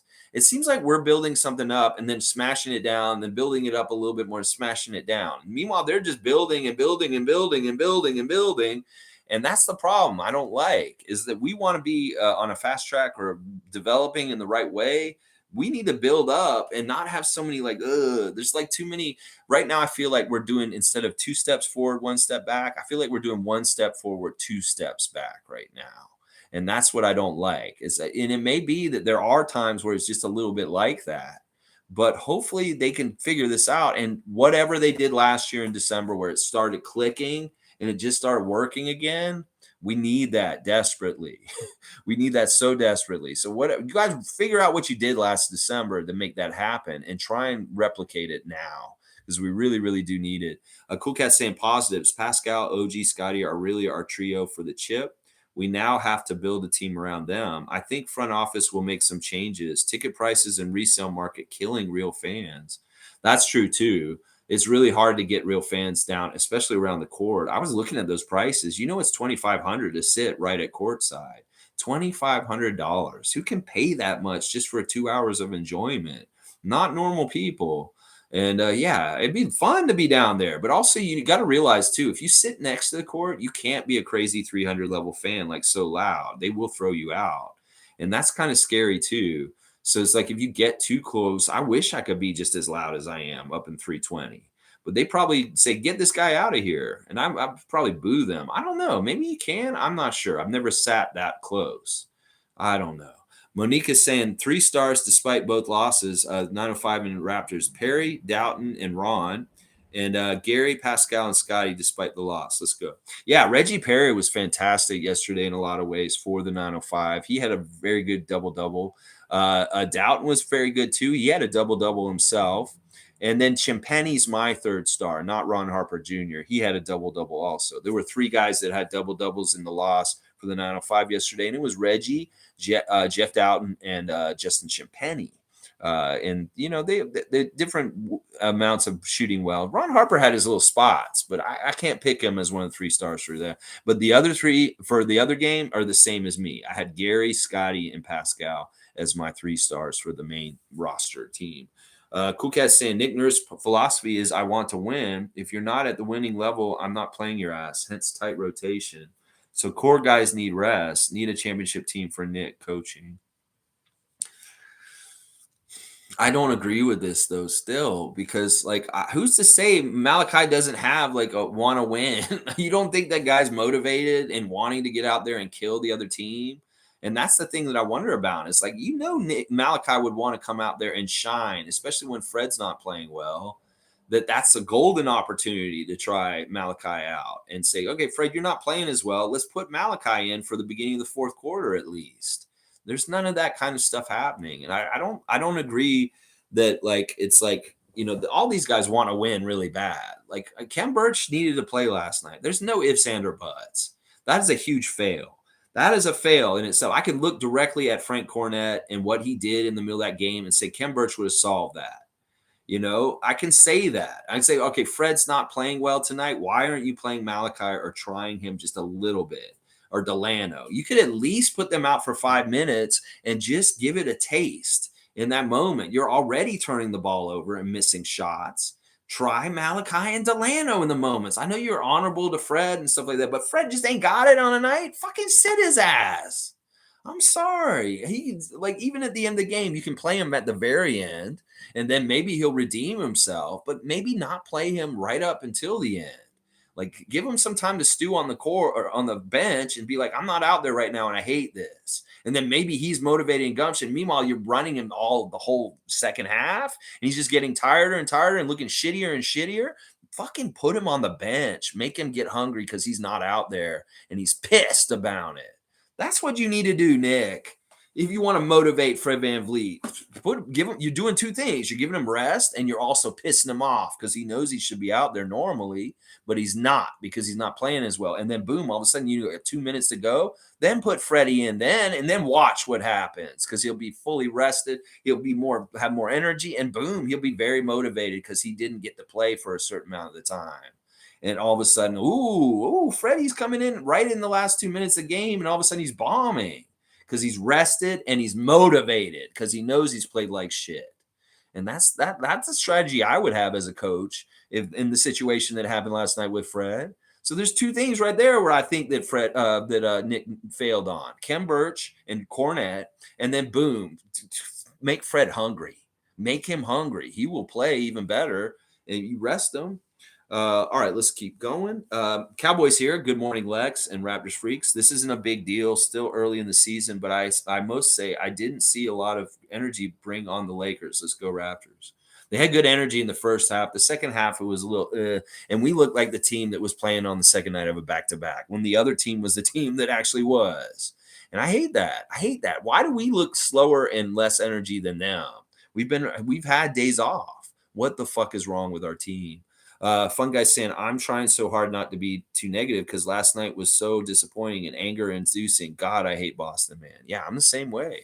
I'm the same way about this. In fact, I'm surprised they're not in here fucking roasting us right now. Where's Boston sports? You're a better man not to come in here and kick us down when you actually have full license to kick us right now, Boston sports. And you're not. You're not in here. But yeah, I hate this too. I hate the Celtics. I see an opportunity to beat them, and then we don't take advantage of it. I'm mad at the team then. Lolita's saying we need a bulldog player like Kalo. Never give up until the clock is zero. One that will do anything for the win. I miss Kalo, even his sarcastic way. Yeah. Fred, you are supposed to be Kalo, and you should be having a Kyle Lowry mentality about things. And it's not there. It's just not there. And maybe it just wasn't there last night for some reason. Something's wrong with Fred. Seriously, something's wrong with Fred. It's either one of those two things. Either he's got a baby on the way and he's having this stress before the baby comes, or he is hurt and he should have got that surgery that Cool Cat's talking about. Mike's saying Boston is a better IQ defending team, hence using every minute to test our lineup, which we did last year after the injuries. We played the starters 50-plus minutes to beat Miami. No, I get that. And that stuff last year, whatever. If it's successful, sure. I'll champion it. I'll be like, yo, so smart. He played everybody 50 minutes in a triple overtime against Miami because we won. But if we don't win and he overrides guys, then this is a really easy criticism. And especially when there's guys on the bench that are hungry and they want to do something like Malachi Flynn. And this is where I start turning into Eric Flynn. In fact, I feel more like Eric Flynn this morning than like defending Nick and Fred at this point. I feel like Eric Flynn right now. I do. I very much do feel like Eric Flynn right now. And I can see where he's coming from. Even if he said it a little too early and not at the right time, I could see Eric Flynn going off today. And I would be like, you know what? I'm kind of with you, Eric. At this third, if you went on a third tirade, the third time you did this, I would kind of be like, you know what? I kind of see what he's saying. G saying, my guess it's a meniscus surgery, which can make things worse. Wiseman had to have a second one and isn't the same right now and was out for years. It's risky too if that's the surgery. Man, well, whatever it is, I don't know. This is bad for Fred's career. He's really got to look at this. Listen, guys his stature and size, it's so much harder to stay in the league for long periods. And to have an idea that, okay, you're going to play like Kyle did his whole entire career, that may not be in the cards for you, Fred. And that's something that we need to realize and understand, that you may get Fred at a very high level for only a few years. And then like his career is just not very good enough to be in the league. Because one of the things that his best things are predicated on is speed and his mobility and get around. Well, if he loses a step and he's a step slower and he's in certain ways, he's not going to be good enough to play in this league, guys. I'm sorry to say, because his height is not helping him already, obviously. And that's just part of it. But if he's slow and he's short, he's fucked. He has no place in the league. So he's really got to figure this out. And this may be better to figure this all out before we extend him and invest a lot of money in him. I've been very much on the Fred for life train. But in some ways, I'm also on the Raptors need to win and have the best chance to win. And we're not carrying dead weight around with us either. So he's got to figure this out. Like whatever it is, whether they need to rest him and get him really fully healthy, don't play him half hurt and fucking burn him out and just have us toil. I'd rather he sits and really gets healthy, has a surgery, whatever. If it's risky, I don't care. If he can't get back to the quality of play that he's supposed to be at, then I'm sorry. I don't want half-ass Fred out there. I either want full Fred or no Fred. I don't want half-ass Fred. I'm starting to get on the side of the people that are like that with him. And it's just because I seen how bad he was last night. Monique saying halftime performance was beautiful. Way to go, Giants of Africa and Messiah, of course. It's really cool to have the Giants of Africa night and see the Mandela stuff and also see that great halftime performance. Fantastic stuff. I'll bet it was really awesome in person, Monique. And I'm so happy you got to go to the game. Cool Cat saying have to make a deep play off run before Scotty's rookie contract expires. He could leave and go home. These top franchise players are only about winning. He's very ambitious and competitive. That's right. That's right. That's another reason why I am like, we need to fucking win and show Scotty that we're heading the right direction. If he sees like how we played last year and then he feels like the team's not as good this year and we're going downhill, he's going to want to fucking leave. And that's a really important thing to think about. So in some ways, we can't have Fred Submarine in our team just so we have our chances to retain Scotty. This is totally true what she's saying. And we need to build and not like look like we're regressing. Randolph Phillips saying blessings, Raptor freaks, to help cheer you up after another loss to the best team in the NBA. We will get better. Thank you, Randolph. And thank you for shining a light. I always appreciate seeing your name in the chat, and I appreciate your blessings. All right, let's keep going. Logical Raptors fanatic saying Masai stated that was by design. The 1 to 7 guys needed a lot of minutes together to test Spicy and Fred and Boucher and OG was what he said to the minutes question. It's not Nick. It's the Raptors planning minutes. Yeah, but Nick's the one who decides this. He's the one who can ultimately decide who gets to play when. He says it. He's like, oh, I could have gotten Scotty in another ship, but I didn't do it. He decides this. I don't give a shit. And Masai and them, they should know this. This is just basic NBA knowledge. Running your guys rampant and just overusing them is not sound logic. And I don't like it. I just don't like it. Even if it's mandated by Masai and Bobby from the top that this is what he wants them to do. He needs to find place for these other guys. Like, think about it this way. I was thinking about this last night. Where have we come with Delano Banton? Last year at this time, he would have played in the game in the morning and played in the game last night. He didn't play in either one of those games yesterday. At the 9:05 game, him and Koloko sat at the end line and watched the 9:05 get their ass beat. Meanwhile, I think they should have both been out on the court in a 9:05 uniform in that game. That fucking sitting them there and watching it, it's like, why did you even have them down there watching it? Sure, Delano played for them last year, and maybe you want to see his friends. But Koloko, putting them out there and just letting them sit there, listen, you need to put fucking Koloko in a 905 jersey. And that's what I'm saying. Last year, Delano got such good development because he was getting used so much. He could play in the 905 game and then come and he'd get some minutes on the main squad. Well, yesterday, he didn't play in either game. And that is symbolic of the fail in development of this team right now. That the curve and the great shooting up that Delano's been on from last year and this summer is ended. That he's gotten to the point where he doesn't even play in a 905 game or a Raptors main roster game when he was playing in everything last year. Something's wrong with that. And I think they're dropping the ball. And that's what I'm saying. That's where the development fails are coming right now, is they're not taking opportunities to develop our guys in the right ways right now. I really do feel like that. I don't think Koloko's getting developed right now. And I don't think Delano, they dropped the ball with him recently. And obviously Malachi, what the fuck has happened with him in his career that he's not developed further than he is at this point? So in some ways, I'm dissing the Raptors development system because I think they're failing with their decisions about who's where and what they're doing. The Koloko's not being used right now, and neither is Banton. All right, let's keep going. The Lolita is saying Warriors coach once said that the bench must play as they will be needed on playoff runs. He should know. He got so many rings as player and a coach. Steve Kerr. Yeah, this is true. Steve Kerr was a role player on championship teams, and he understands the value. In fact, Steve Kerr may be the equivalent of Malachi Flynn and what he did on his teams. And he became such a huge, important part of winning championships in Chicago and San Antonio.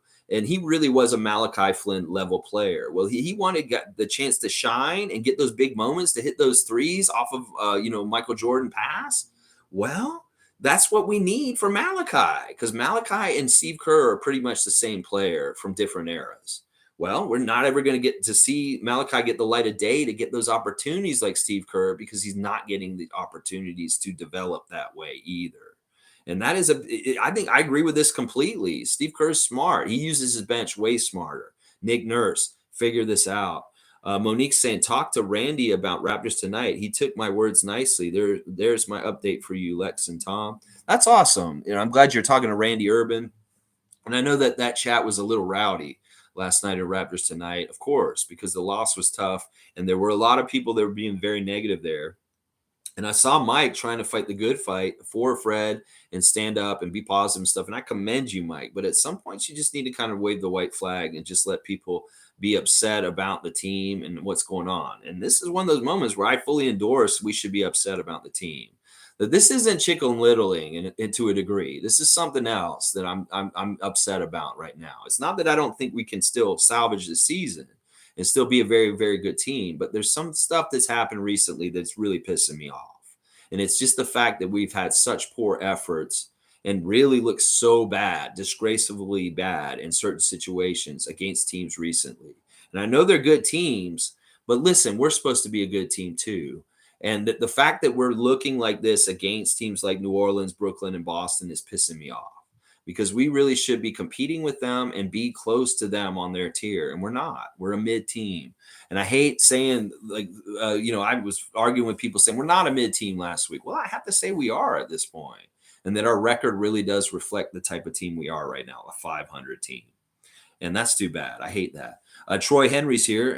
Let's see what Troy's saying. It's my first time watching and wishing Fred was off the floor. And sure, another bench player would give more than what he gave last night. Come on, Nick, do better now. Thanks, Troy Henry. Thanks for coming in. And we're here every morning, 9:30 a.m., good or bad. We'll be talking Raptors. Tomorrow we'll do a preview for the Lakers game. And thank you for your first comment. Listen, normally I would be the biggest Fred supporter and say, like, we need to do this and not give up on Fred. But the things right now are not telling me that he's not going to get better right now. That if it is a physical thing, I don't see him getting much better, and he's going to hurt us more and more. And they're going to really need to make some tough decisions about Fred with this. Sure, in some ways, his leadership is essential. Like Mike's saying, his defense is really, really, really above average and really helps us in certain ways. But in other ways, he's really, really hurting us. He's really, really, really making us vulnerable in some ways also. And he has been not good enough on offense in both aspects, whether it's shooting or passing. And yeah, thank you for the comment, Troy. And please chime in some more. Savage saying, wow, Lex waking up. Savage, listen. Listen, I'm fair. Listen, I'm a positive Raptor fan, and I love this team, and I want what's best for them. And part of what I'm doing right now is tough love. That I don't see them getting better unless we start saying some things like this. And maybe I do sound a little bit more like you today.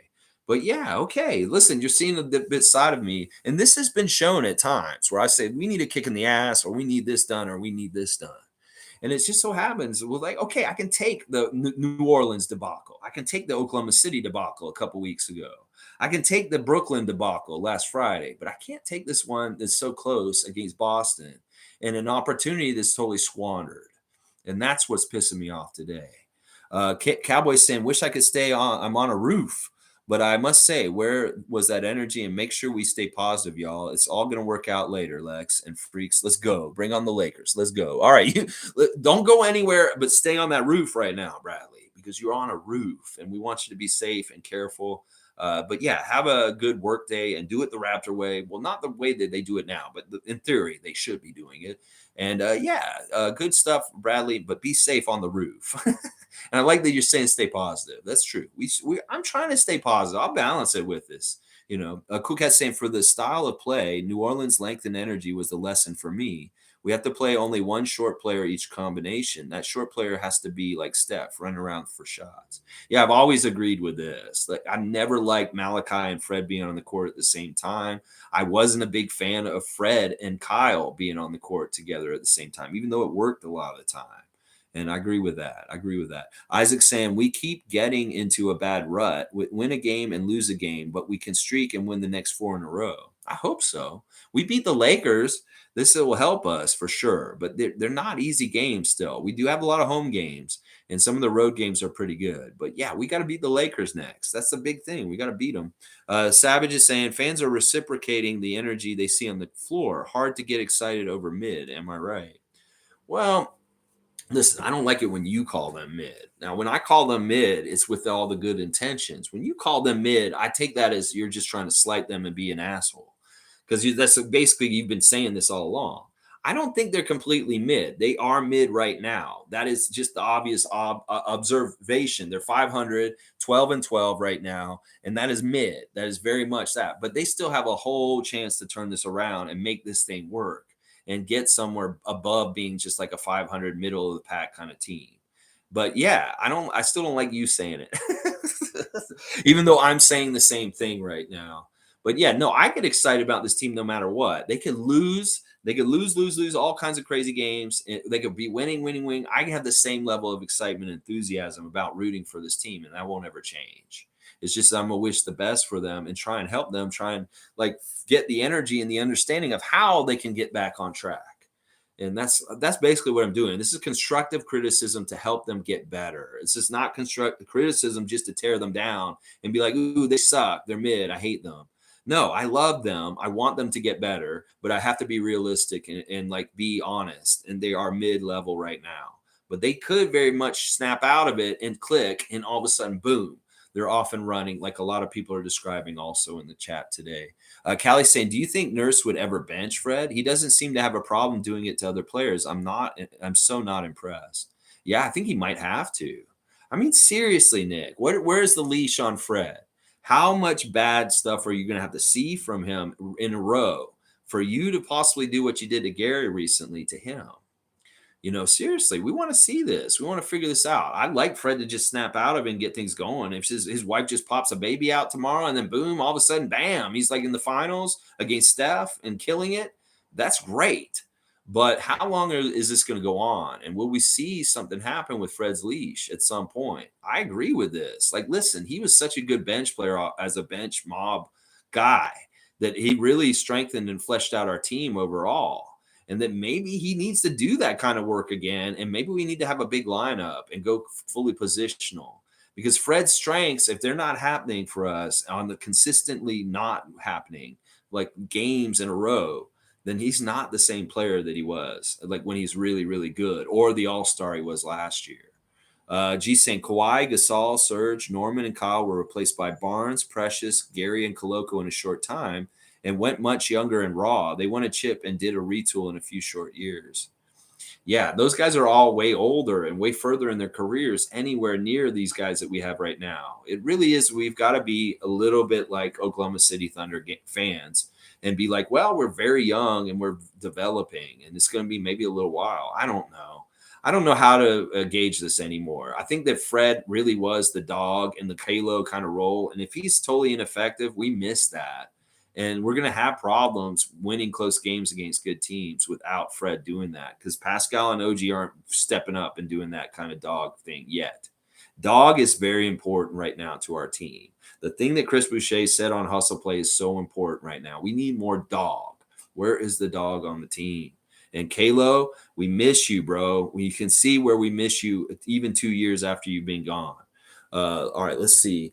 Ups and downs will be part of the course. Yes. Bishop saying cheers, freaks. Yes. Monique saying, cool cat. Nurse's motto is expect to win, huh?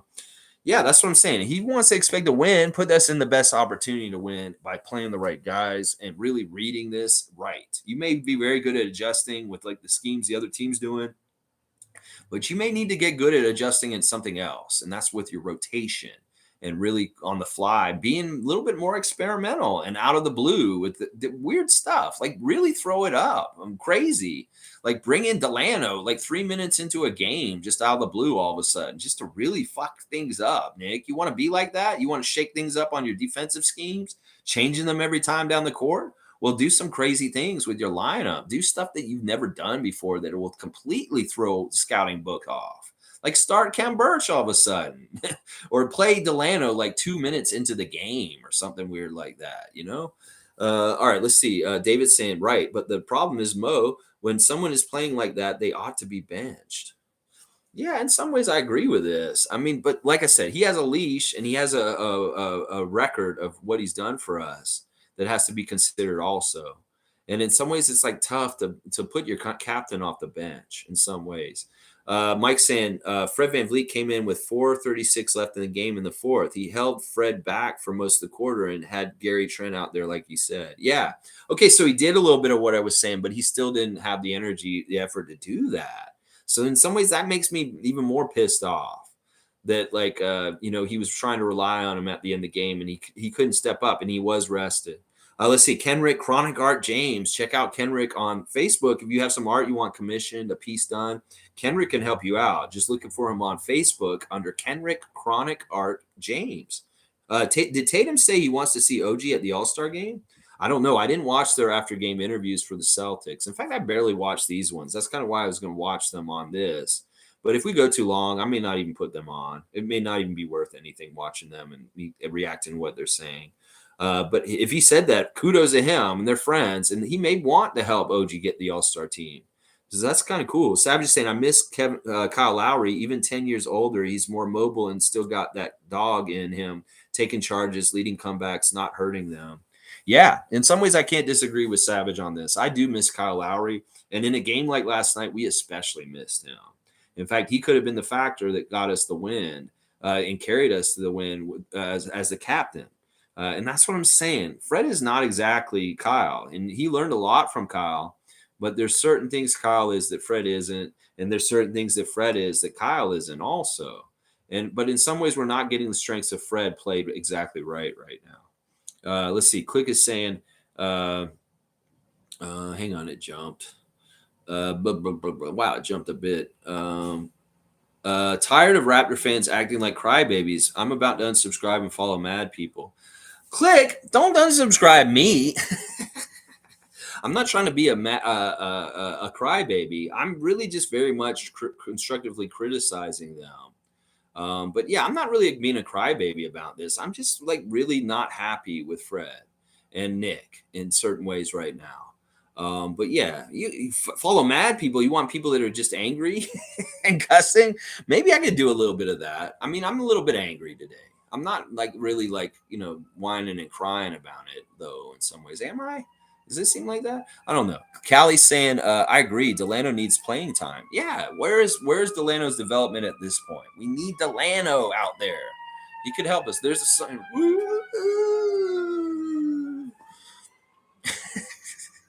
Okay. Cool Cat saying, no panic. Precious needed Hopefully he is learning from the bench. Masai said to be patient, lots of up and downs. The team goal is deep playoff run. Celtics are in chip mode. We are not. I hate saying stuff like that. Yeah, I hate saying stuff like that. We should be in chip mode too, but they really are, more so than we are. I begrudgingly say that. Mike's saying Delano's in IQ sponge mode like Boucher was after the G League season. Boucher didn't play much in the run and back year. His second year with us, it's not what you think. It is with Delano at the moment. Okay, and you put all of them in a row: ATM, NGL, and IMO. Oh, Mike. Well, I hope he's sponging something up or doing something because he ain't working like he was last year. And that's the thing. I'm wondering why Delano's not getting to play right now. And it's really messed up. Let's see. Hughes saying another fake comeback in true Raptors fashion. I mean, they looked like they could have done it, but it really was the third quarter that lost it for us. Click saying if the players aren't performing and doing what they're told, that falls on the players. If you want to play Flynn and Banton a lot, then you will have to accept more losses. I'm not sure though, Click. I mean, seriously, like, could Malachi make some threes last night and help us out when we really were struggling to score in the second half? That's the one woulda, coulda, shoulda that I wonder about. And I think that Flynn has not shown that he's been bad like when he's played recently. Like his points per minute average is really good right now. Like usually he gets about the same amount of points as he's played. And that's really what I'm gauging him on success for is how many points does he have and how many minutes did he play? And I don't know. I still don't get this. I mean, maybe the Celtics are just such a good opponent that Malachi's not good enough to play against them. And somebody's banging on my front door. It's opportunity. Who knows? It's probably just a delivery package. Hopefully they'll leave and just bang once. Let's see. Mo's saying, despite these losses, Lex, fans still show up for you in a positive way. On the other hand, hope LeBron doesn't show up versus us. I'm telling the truth. Well, this is horrible timing. We're having horrible timing all kinds of different places this season because now the Lakers are figuring things out. They're not as much of a dumpster fire as at the beginning of the season, and they're kind of actually getting their shit together. So we're kind of screwed in some ways, but I hope that we can rise up and beat them. But yeah, the Lakers are finally actually looking good and looking like the real playoff team and team that they're supposed to be. And that sucks. I hate that. It's a timing thing. We just happen to get them now in our schedule. Let's see. Tom Duke saying, I was watching Mike go at it in that Raptors Tonight chat, and I couldn't hop in. Didn't want to. And I unfortunately agree with some of the criticism is warranted. Yeah, I was in the same boat. Like I was in there for a little bit and I didn't talk at all. I just wanted to test the room and see what people were saying and kind of what they're going on. And I didn't feel like a lot of the criticism was unfair, that in some ways it was very valid. And, you know, it's certain times I'll say, okay, this is going too far. But right now I can say that it's kind of, you know, valid. G saying balance of winning and developing again this year. So something is sacrificed at times. Wins or development or both are like last night. That's why it looks mid and confusing at times, in my opinion. Yeah, this is agreement. I totally agree with what he's saying. And this is something that we struggled with last year, but it was weird because we were able to develop and win at the same time. Well, maybe this is a weird year where we're still developing, but we're not going to have as much luck winning while we're developing. And that this is true. G's very right that we've got to balance this. That this may be like, once again, we may be like I say 2023 NBA champion Toronto Raptors. That may be very pie in the sky. And to be realistic, we maybe need to start looking at this year as a development year to build for years to come. That it's like, yeah, it isn't very much a year where we need to go all out, like make a mid-season trade to try and go for a championship this year. Yeah, I don't know if that's the case at this point. And it sucks because I really do like the dream of like, we're good enough. We can try and go all the way. But in some ways, I don't think we can say that right now. And it's not me totally being a Debbie Downer or Chicken Littler. It's just me being realistic. Yeah. So, because if I have to see a potential for us to get to that point, I don't know where the potential is right now with what we're showing and what we're doing. And you know what? Maybe we really do need to come at it from a development mindset. That what we're doing right now is building towards something that will be way better later, and that's the difference. Mike saying, I can agree on that take, Lex. He hasn't been good enough on offense, but his defense is needed based on the other guards we have and them not being able to give the defense aspect. So we're stuck till Fred fixes. Yeah, I hope. I mean, I'd like Fred to just magically be the dude and just make it happen. Honestly, I want him to be him. but we got to see it happen. Click saying the game was won in the third quarter. We came out in the second half with no sense of urgency. Like the Celtics weren't going to adjust and not fight back. I know. And it was flat. And there were a lot of the ways we started the game were really, really good. And they just didn't carry over. I don't know what it is, whether it's a lack of concentration or a lack of commitment to full 48 minutes. Because there are dead periods. And then when you couple in a dead period of like not doing exactly good on defense with offensive stagnation, that's a recipe for disaster. We can't guard them all of a sudden, and we can't make our own shots. Well, we're doomed. We are doomed in the third quarter of a game against the Celtics. Nameless saying Fred VanVleet will never get the Gary Trent Jr. so long as Nick Nurse is the coach. Not never. Yeah, I think you're right to a degree, and maybe rightfully so. But where is the leash? How long is it? And let's see what happens over time. Guardian Transit saying need to draft a knockout shooter, and we need a point guard who can keep ball movement on the perimeter like Kalo could. We have too many guys who can drive, but you need to keep the opposition D out. I like the shooter thing. Now, the point guard thing, I think we can figure out with who we've got, especially since Scotty should probably be that guy. If not Delano or possibly Malachi, or, Fred obviously is that guy right now, but if it's not working with him, let's see. Okay. Mike's saying Savage blocked me, trolled me, trolled the troll out. Big W. Yeah, I was unloading some notes I took pregame on the trolls, but hard truths cut deep. I'm going to chill on the psychology talk. It's damaging and not G. Okay, yeah. Well, hey, listen, if you got Savage to block you, that's pretty good. That may be a step in the right direction, Mike. Nameless saying, we all know Kyle would make this team win more, but you can't rely on a 33-year-old player to do that forever. At some point, you have to develop another. Yeah, I agree with that. And we got rid of him at the right time. It's just that this is one of the weird after effects, like echoing out after he's left, where it was like, man, I remember Kyle and what he would do in these situations. And wow, we really could have used him to help us. And like I said, last Friday, the Miami Heat went to Boston and beat Boston in overtime. And Kyle was a big part of that with his leadership and what he was doing. Hugh saying, we need Jeff out there, but we've been saying it for so long now and nothing has happened. Yeah, Jeff Doughton, like we have a couple of different tries. Malachi, Delano, Jeff Doughton, I would love to see more Jeff Doughton, seriously, because even in the 905 game earlier in the day yesterday, I was like, he doesn't need to be playing on this level. He's so much better than this level, and in some ways, he's already kind of proven himself on the 905 level, and that he needs to be just a regular pro. And like I said, in some ways, I wish Malachi would go down there and get some of that good stuff from that level. But maybe they worry about Malachi going down there and not being good at all, and it completely wrecking his confidence, because he goes down there and he's not even that good down there either. And I don't know. I don't like that kind of mentality. Put him down there and test him on that level. You can see him in Pro-Am. We can see him this summer doing different things at charity games, but want to see him at G League. And can he do that there? And then he could prove, okay, I don't belong at this level either. Then, because I don't have a total gauge on where Malachi is. And that's the crazy thing. He's been on our team for 3 years, and I still don't have really a good gauge on where he is with his development. And that's a fail to me, because that means we're either not seeing him well enough or he's not getting enough run in different places. And 905 would tell me exactly where he is, but they won't show him down at 905. And that makes me, why are they not playing him at 905? Is it because he might get exposed down there and then everybody will see what a fraud as a project he's been this whole time? And that we've been wasting our time with Malachi, and that Messiah is hiding a miss that he made, a very rare miss. I don't know, because Jeff doesn't need 905 for sure, but Malachi might. I don't even know. Cool Cat saying Fred VanVleet struggling physically, but mentally too, with these long, rangy guys. Looking at other short guys in the league and knowing Scotty is the point guard in progress, changes can be tough mentally. It takes time. I don't give a shit. Fred's a dog. Fred is like one of those guys that's just mentally tough. He knows what he's up against, so he needs to do what he needs to do what he needs to do. He's not going to do it. He can't do it if he's not effective.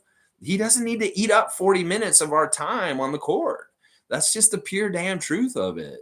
So it's about effectiveness. Fred, are you effective right now? You are not, and you need to find it.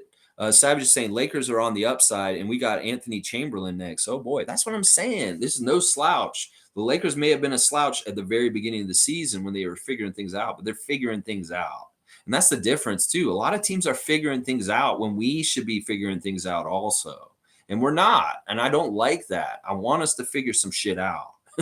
And we're not doing it enough. And the Lakers are definitely on an upside and an upswing. And they're going to be a huge test tomorrow night. David's saying, do they still have that Uber driver playing for them? Yeah, they do. They have an Uber driver playing for the Lakers right now, and he's done very well. He hit a game winner for them. Mike's saying Fred VanVleet is hitting the point guard wall. Lowry hit it at the same time and age. Did he? I mean, Lowry's progress as a player was so weird. He didn't start developing until late in some ways. Like, he was such an asshole and like a mid player when he was younger. It wasn't until he got to the Raptors and he took that challenge from Masai Ujiri that he started getting better. And he didn't get better until after that. It's like Fred's better before Kyle was, but Kyle got better later. And Fred was really good when he was young. And that's the thing. I don't know. Will Fred continue to get better and better as he goes? Or will his body like betray him is what I'm asking right now this morning. Nameless is saying our premature success last season may have caught the league by surprise, but regardless, we have lost sight of the fact that these few years were intended to be developmental. This is a good way of kind of circling back and getting our stance and our look and perspective on this more well-rounded.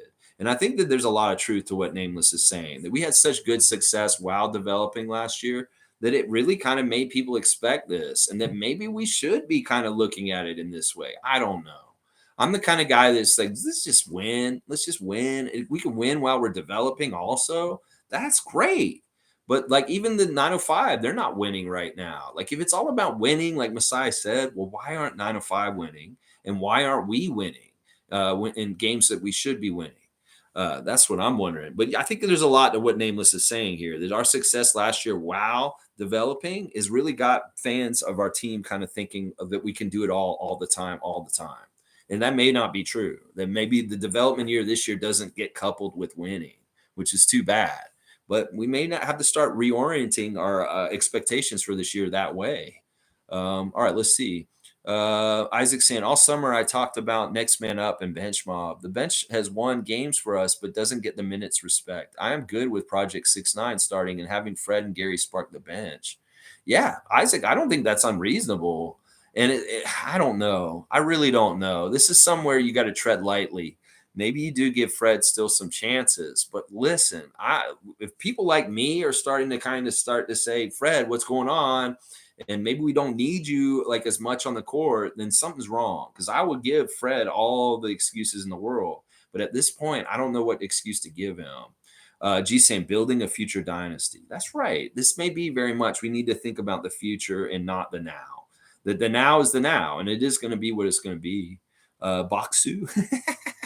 I don't know what that is. It's all good, Isaac. And then Monique's saying W stream always. Thank you, Monique. And Mike's saying 2014, 2015, second year as a leader, he needed to learn how to last the season and be a full-time leader and what it takes. Health-wise is key for our starting point guard leader guy. Okay, I vaguely remember what you're talking about. This was around the time when we overplayed DeMar DeRozan and Kyle Lowry all season. And then by the time they got the playoffs, they were absolutely horrible playoff players. And this was something that was done for a few years in a row and was really part of the criticism of Dwayne Casey is that like in the regular season, these guys played so good, but they played so much during the regular season. They were absolutely gassed in the postseason. And this is part of the reason why we worry about people like Fred getting overplayed during the season because of all the years we lost in the playoffs because DeMar and Kyle looked absolutely exhausted after like being overplayed all year long. So that's why I guess we're a little sensitive to that. I don't know. All right, let me look at the box score. I don't think I'm going to put the interviews on. We're at 2 hours. There's no point in doing it.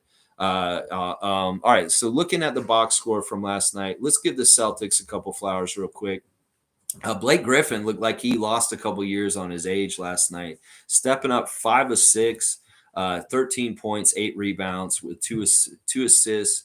Very good job by Blake Griffin. He found the fountain of youth last night, and he looked way better than he did in Detroit or Brooklyn in recent years. He actually looked like a good player last night, which is amazing. Jason Tatum, fantastic player of the game, 11-24 from the field, 12 rebounds, 31 points. Just a really good, solid superstar stepping up, taking over the game, and taking his team to the victory in the third quarter. Kudos to him. Marcus Smart, well, on the down low, was a real problem last night. 7-14, 4 of 8 from three-point range, 18 points with 7 assists, 2 steals, and 3 rebounds. Marcus was absolutely fantastic last night on the low key, and we didn't even really realize that. Normally, Marcus will shoot way worse. When Marcus Smart is shooting 7 for 14 and he's 50% on the free throw line, three-point line also, that's really bad. And he totally outplayed Fred last night, and that sucks. I don't like saying that. Usually I can say Fred outplays Marcus Smart, but I couldn't last night. Derek White, who cares? He was okay. 9 points, 5 assists. Jaylen Brown, 9-22, which is not very good shooting in some ways, but they contain him to a degree. 22 points. A lot of people would take that from Jaylen Brown, but not good enough. 8 rebounds, 8 assists. He was solid. But it was Tatum was really the main guy for them. And then off the bench, Luke Cornett was really annoying. I keep calling him Frank Cornett, but he's Luke Cornett.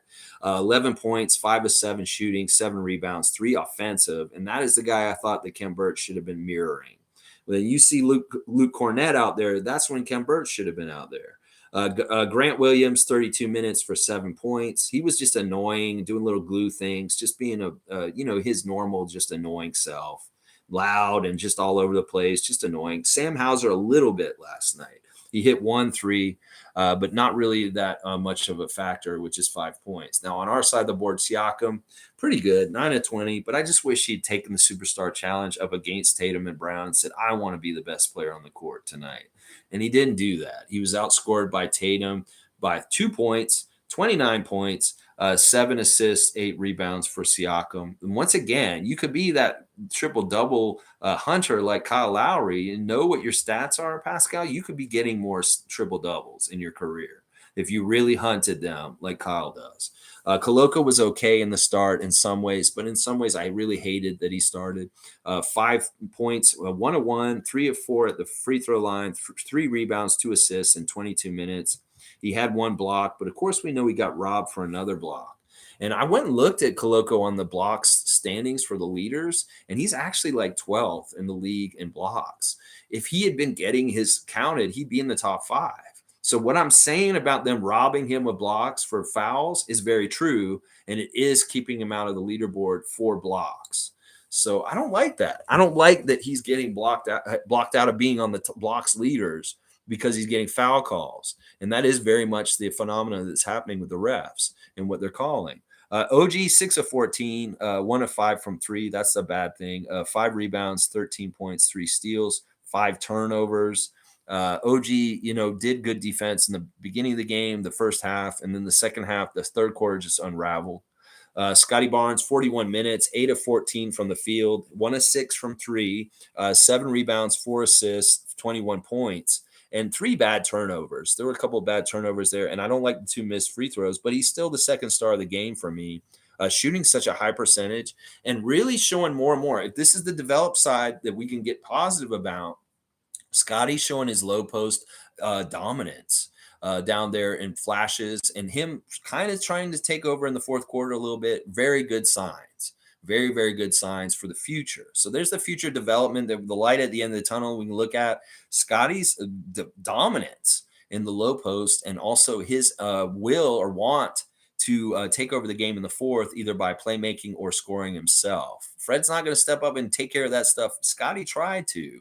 And maybe he's getting the first practice of it. He's on training wheels with it still. But down the road, he'll get those training wheels taken off, and he'll look really sound at doing that kind of stuff. And I like those developments. So the development of developing Scotty Barnes. And Fred, I mean, I've talked about him so much already today. 8 points, a minus 12. He's the worst minus on our team. 3 of 14 for shooting, 1 of 6 from 3. 7 rebounds, only 3 assists. I think that may even be the stat that disappoints me the most, that Fred only had 3 assists. 2 blocks is fun, and 7 rebounds is awesome, but only 3 assists. And once again, only 8 points in a -12. That's horrible. Thad Young was interesting. He came in and he only played 16 minutes, but he hit both the threes he took. He had 6 rebounds, 4 offensive rebounds, and he had 2 assists himself and 6 points. Chris Boucher, still quiet, not totally there, but not bad, actually. 8 points, 9 rebounds, 3 of 6 shooting, so he's 50%. He did miss both the threes he took, but pretty solid and just like off the bench kind of minutes, getting production. 8 points and 9 rebounds is production for 16 minutes. So I can't hate on that. And then Gary was the player of the game for the Raptors. 26 minutes with 20 points, 7 of 10 shooting, made all 3 of his 3-point attempts, and he had 2 steals to boot. So I can't hate on that. I can't hate on Gary with that that he had a good game last night, and he was jerked around before the game.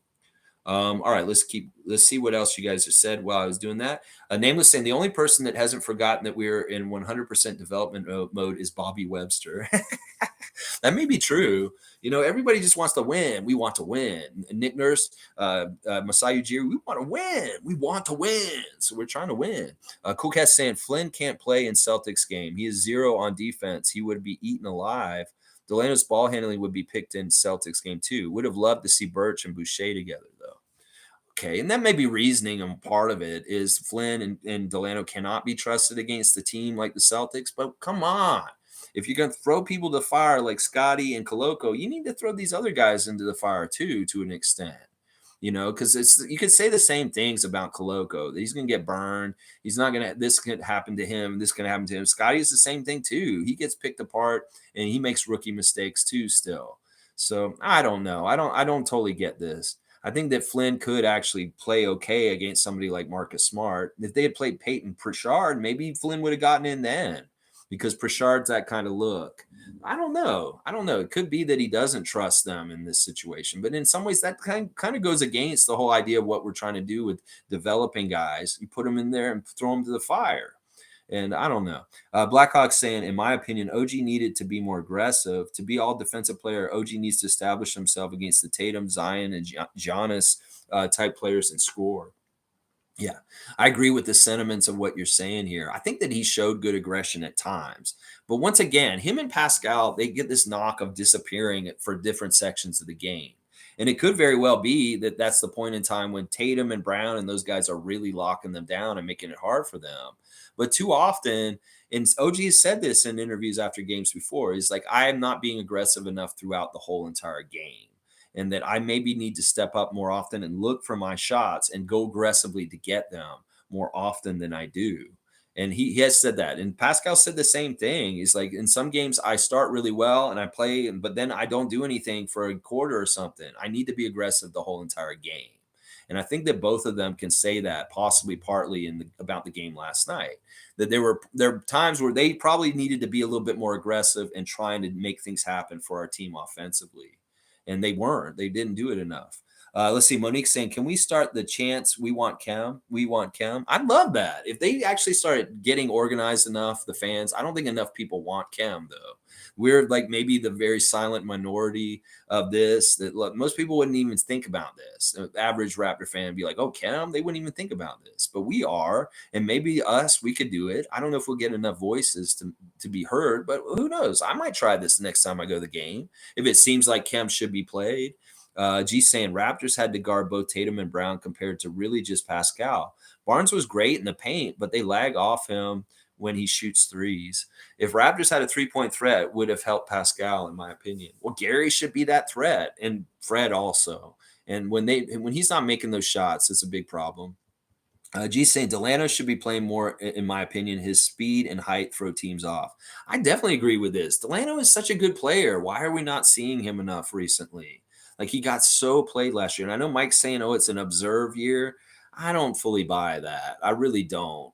I don't know. Something's weird's going on. I mean, there's going to be a lot of questions. When you win, there's no questions. Everything's good.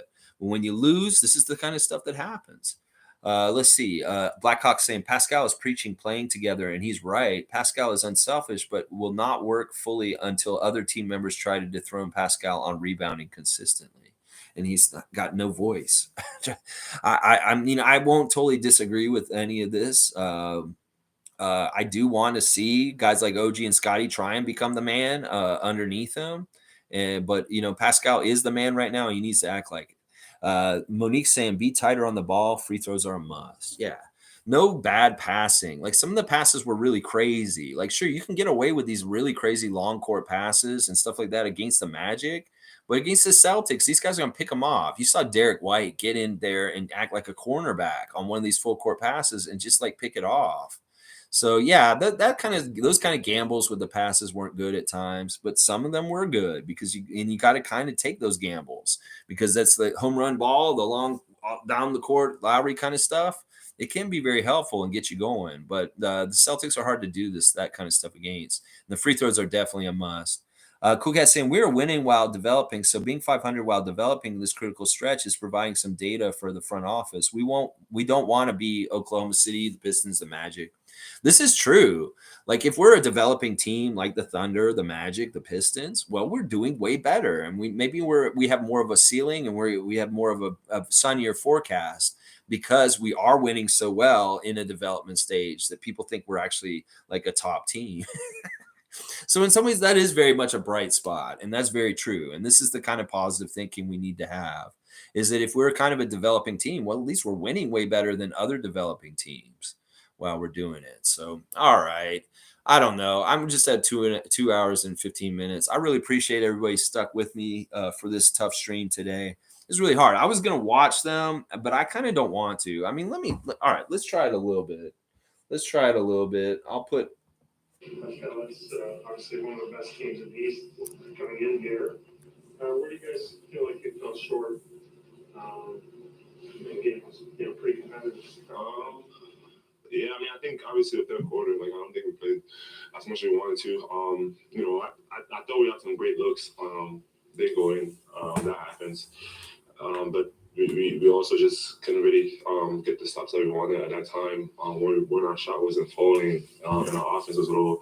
Because I mean, I thought we had the shots, wide open shots for the most part. Yeah, they got to make them down. So yeah, we just. It's an Insignia. They play well. Insignia. And it's not Toshiba. I thought, we matched the intensity and stuff. And we gave ourselves a chance to win. I think, you take away some of those shots going in, and it's a different game. So, yeah, we just got to go back and learn from it, contribute better. And I think that, from the games where, we had those 4 different quarters and things like that, I think, we're getting better from that.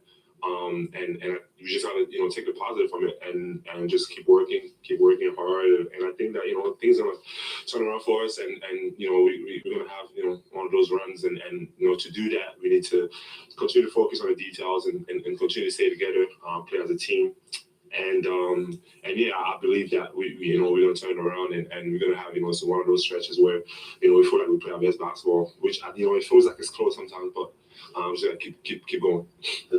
Okay, so I like what he's saying right here because he's saying a couple of things. He understands that we missed a lot of open shots that we could make normally, but I'm sick of hearing this excuse. We heard it a lot last year also. It's like, oh, we had open shots, we just didn't make them. Well, why aren't we fucking making the open shots? We got the NOAA system. We are professionals. This is the one thing we're supposed to do in games is make shots. And in fact, in some ways, last night, that's part of the reason why it was an easier opportunity to beat the Celtics, because they were not making open shots much like we were not like themselves. And that's not normal for them. The Celtics make their open shots in most games, and they were actually missing a lot of open shots last night. And we were kind of equitable with them on the 3-point line. I do like the second half of what he's saying here, because he's saying he does see that we're close and he wants to break through and get on a run and be the real team that it is. He says he feels like it's just so close, but it's not there exactly yet. Does the gap feel that big between you guys and the Celtics right now? I mean, I think again, like I felt we played well. I mean, it's they're the best team in the East. Like I thought we played well. We had a chance to win. So and to be honest, like with anybody, like really, like I feel like once we when we focus and everybody's healthy, everybody's playing the way that we know that we can play. Like I don't think like I fear anybody really, to be honest. So we just gotta get ourselves together. stay together, and just continue to trust, what we do. As long as we put the work in and we continue to work, I believe that, we're gonna be okay. Did you take it? See, that he believes in the system and he believes that everything's going to work out. He's just got to work out the kinks and everything will be fine. It is a personal challenge when you got Tatum on that side and everybody's talking about him as the MVP this year. I like that, Isaac. I like that. No. No, I mean, like, in terms of what, like, How your stats might compare to his stats? oh, no. I mean, he's playing unbelievable. Like, their team is really good. They're playing well. Like I said, like, we focus on us. Like, I think we gotta get better as a team. And for me, coming back from injury, just finding ways to get to be the best player that I can be. And I feel like, I'm ways away from that. So, like, I just got to continue to work, keep going and find ways for our team to win. Because at the end of the day, like, we need to win. We need to win games, and we need to win games in a row. And we need our team to be who we are, have some fun playing basketball, enjoying, because, that's the type of team that we are. We have the players to do it. And when everyone, is having fun and playing well, like, we can be dangerous. Pascal, you mentioned focus a few times now. Do you attribute that to, like, little details on defense? Or are you looking at, like, those little plays where the ball gets bobbled out of bounds? No, I think again, like, it's just attention to details on mostly defense and things like that. I mean, you don't have turnovers, things happen. Like, I don't think that's the game. I just feel like, there's some buckets that we want to get back, on things that we know we talked about before, and we came in, and we didn't execute well, or 50-50 balls, and they scored 3, like, things like that I feel like There's a jump ball that we should have won that led to a 3 for them late in the game. It was really bad. These 4 free throws, like, like, I got to be able to do that.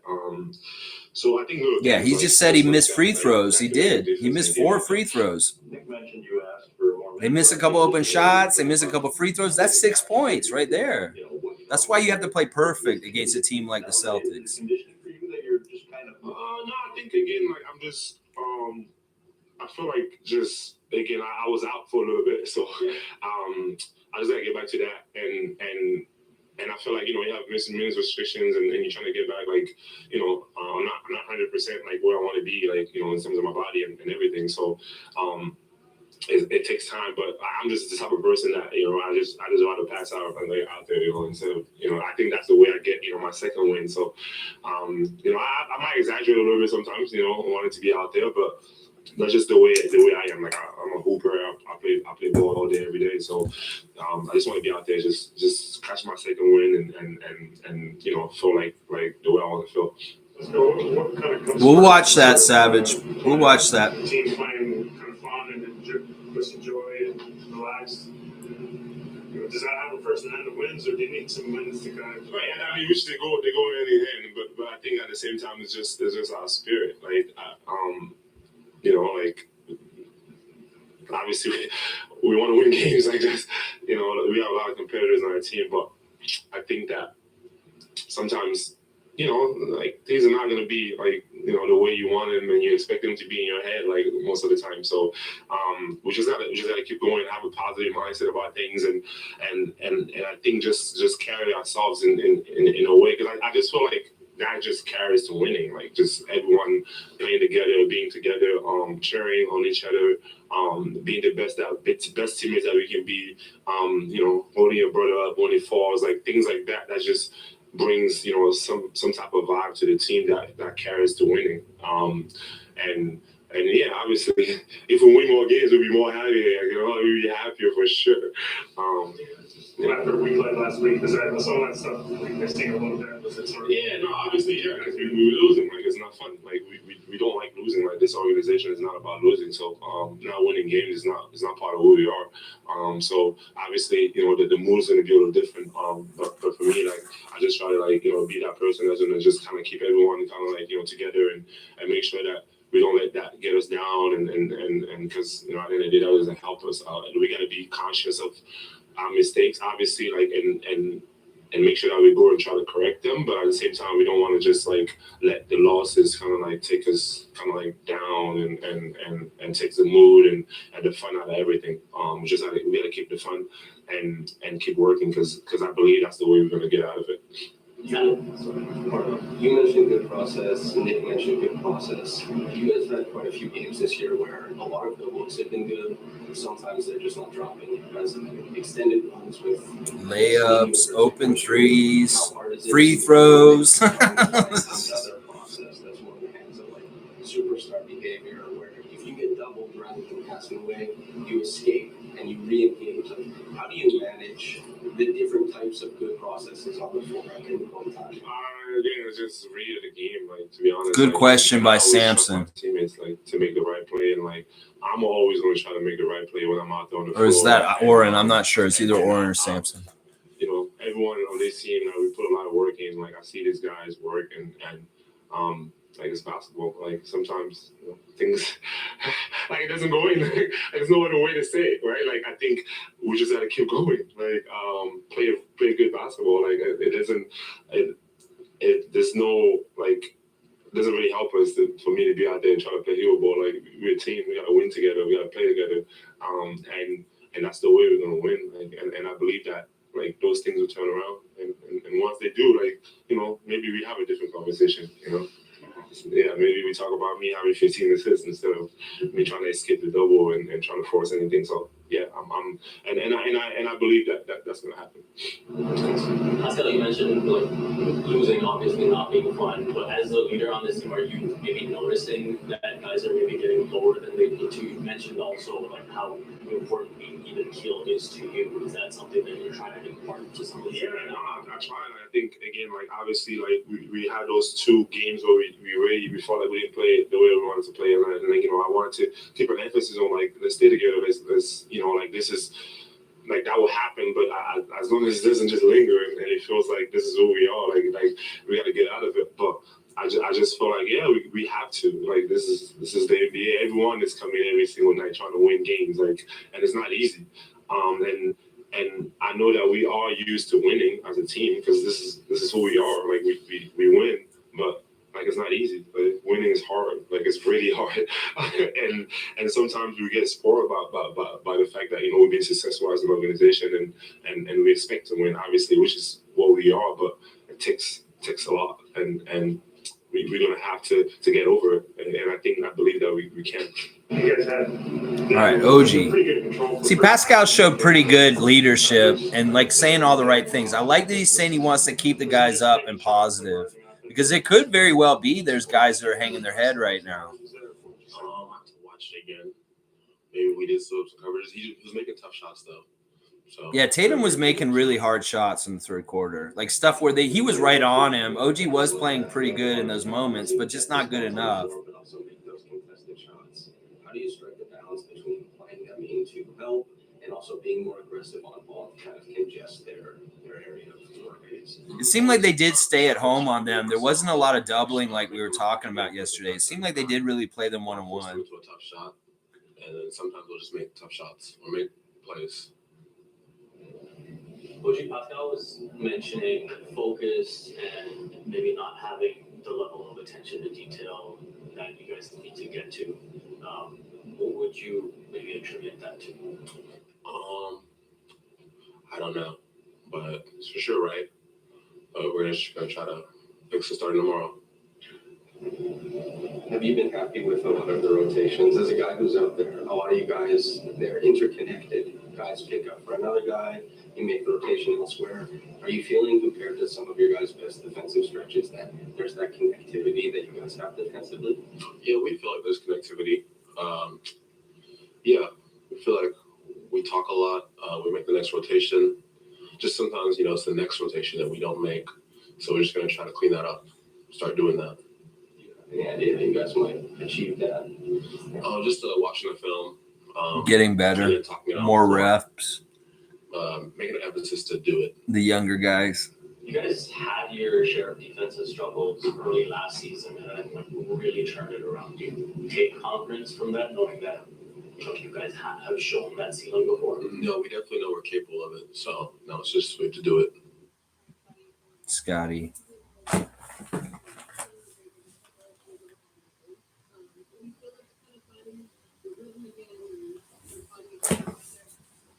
I would say I know what I can really do on the floor. I know what my strengths are and how to get to my strengths.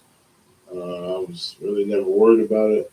I feel good when I'm out there on the floor always. Of course, I was against by the numbers and stuff. You can say I was in a slump, but I always felt good in my game. Uh, I know how I'm able to score.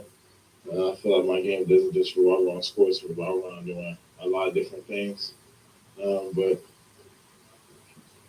I'm feeling all right, I guess.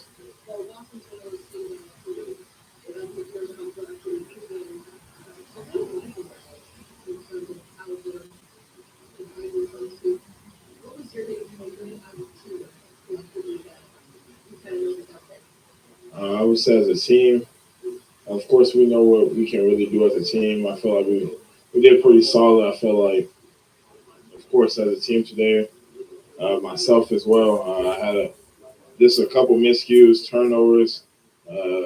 Taking responsibility. Through screens, I feel like myself, I'm trying to get through those screens. I got to do a better job of trying to get through those screens, find through it. I feel like we just left for a couple of possessions out there that we just got to get better. Playing versus them, you just got to be physical. I feel like I feel like us as a team, we love playing those type of games, physical games. I love it. Playing those physical games, they don't really call as much. They let you play. I feel like those are great games to be able to play.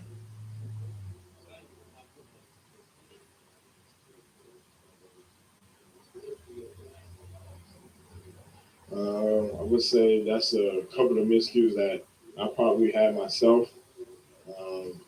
Trying to get through screens, being able to just stay attached to the body. I feel like just Sim had a really strong third quarter where he was scoring, going downhill. I feel like I made some mistakes that I could have just probably got through those screens and be able to challenge his shots more, contest, be more physical.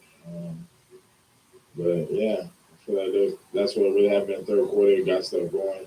They made some shots, getting downhill, giving up corner threes. I feel like we just got to get better at that. Say it again.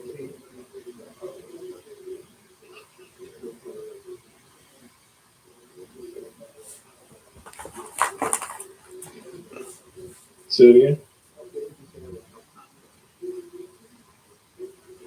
He's gonna say nice things about Pascal, he's always playing great. He always gonna play amazing. He always gonna do what he's doing on the floor. You know what? I'm gonna try and get to rebound push. He does so much for our team. Oh, I didn't even hear the Thaddeus one yet, so I'll just watch the Thaddeus one real quick. I don't know if I'm gonna put Nick Nurse on. I don't know. This is I'm not hearing anything that I really didn't hear last night half asleep. That's kind of why I wanted to rewatch them, because I didn't have a chance to watch them this morning. Nick Nurse actually called this one a bit of a measure of sticks. I mean, it's not the most popular terminology that we like to hear all the time, but with Boston being the team that they are and what they built this past season, what was the biggest takeaway for you guys as a team tonight? Well, one, we know we can play with a team like Boston. I think the biggest thing for us is just overcoming these small things that we don't do. I like what he's saying, because he's saying he thinks that we can play with a team like Boston. So that's a very positive way of putting it, and I would believe that.